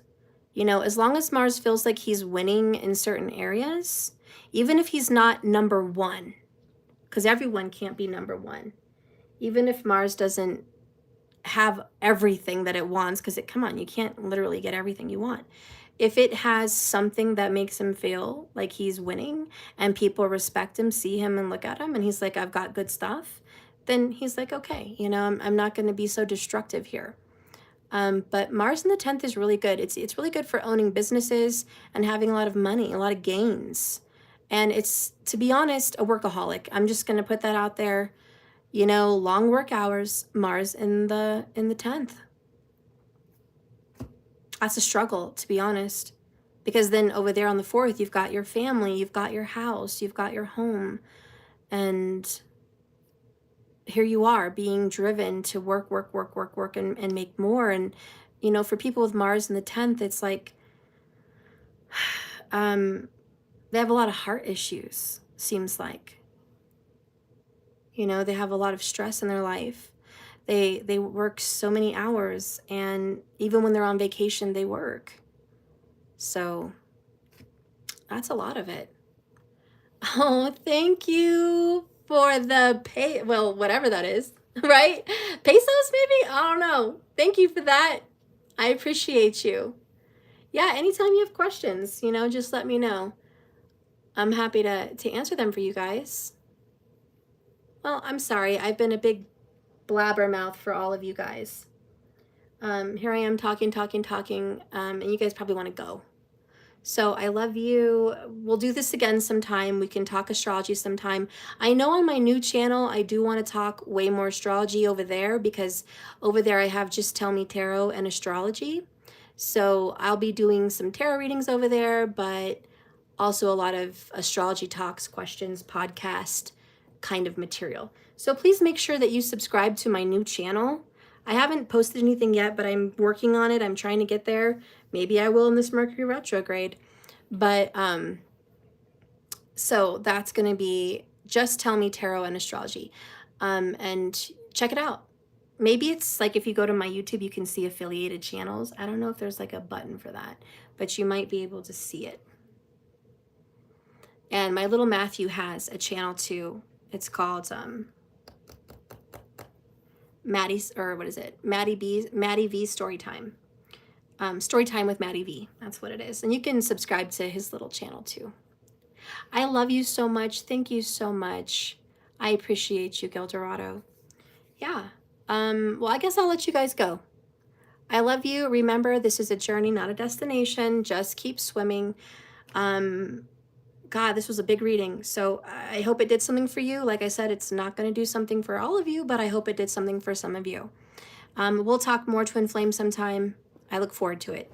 So I hope I see you around. I hope you liked the video. I hope you've subscribed. If you're looking for a personal or private reading from me, or you want to buy my tarot cards or any other cards that I did make or have, you're welcome to go to my website. Okay, all these are my cards. Okay, so, you know, that's there. And please, I look forward to your guys' subscriptions. I do give bonus material over there, and I give you a lot of freebies. Right now, the current freebie that maybe you want to know about is I'm giving away a few of my tarot decks to subscribers for the ultimate subscription. It's $122 a month. These cards are valued at $133, only available exclusively on my website. But I'm going to throw this in for free for some people that subscribe to my monthly. The drawing will be held in in September, so around mid-September.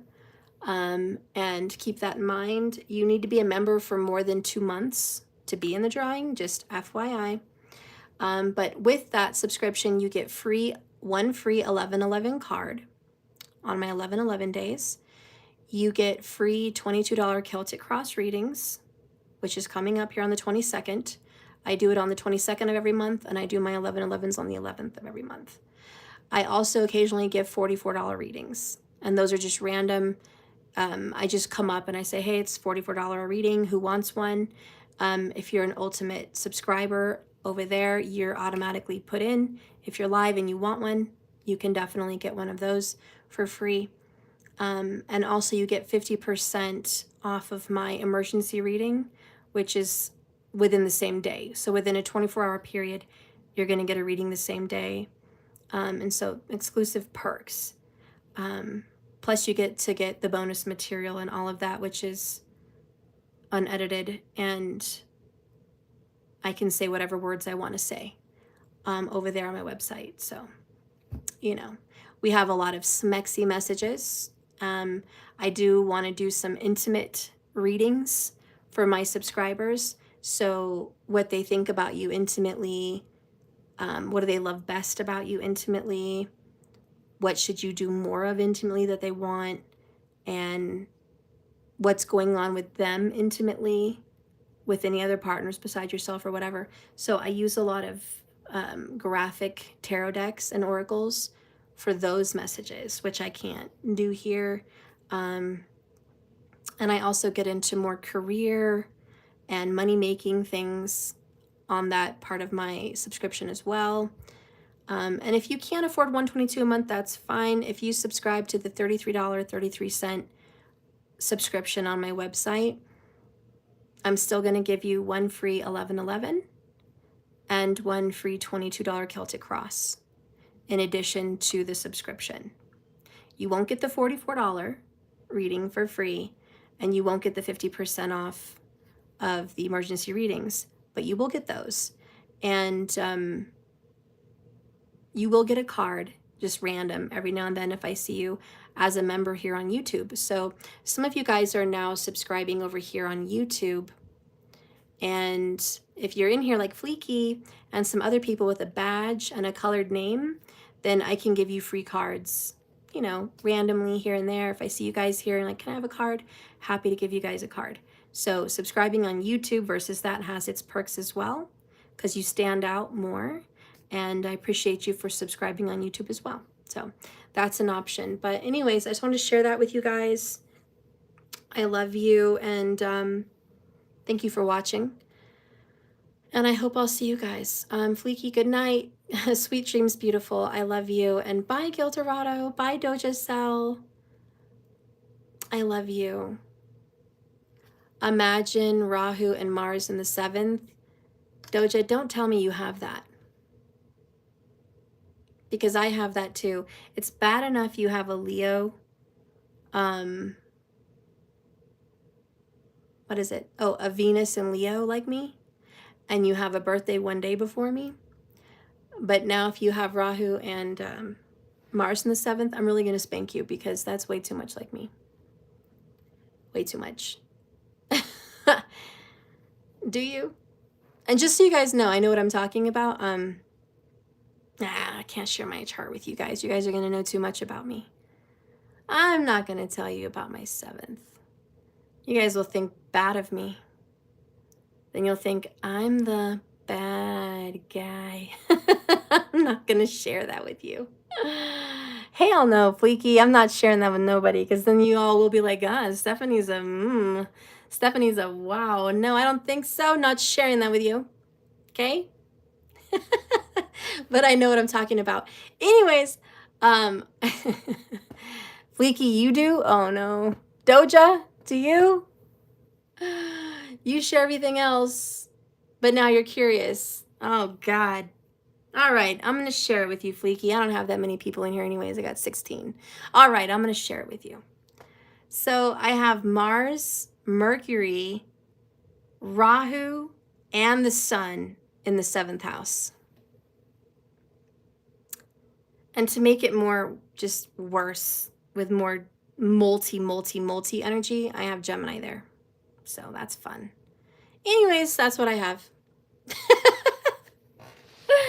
Oh, Gildorado, you're attracted to the dark. And see, you little poop. And that's why this reading was like that. See, this is all your fault. This crap right here. You're attracted to the dark. And finally, somebody admits it on this channel. 7 of Swords. Trying to play me like I don't know. You guys like the darkness. Trying to play me like I don't know. Like I'm just over here reading what? About who? That's okay. I am too. I'm guilty. I'm guilty of that. That's why I know about it. That's why I know what to say about it and what to tell you to do about it. Because I know. I definitely know. Okay? You're welcome. Bye, Doja. Bye, Gildorado. Bye, Fleeky. I'll see you guys later. Okay? Not tonight, because today's been a long reading. But I love you, and we'll do another reading tomorrow. So sweet dreams. Take care of yourselves. I love you guys. Mucho, mucho, mucho. And come back. Visit me again sometime. Okay? Just keep swimming, guys. I'm gonna let you go. All right. Bye. You have tomorrow off. You'll be here? Oh, good. I'll see you later, Fleeky. Bye, everybody.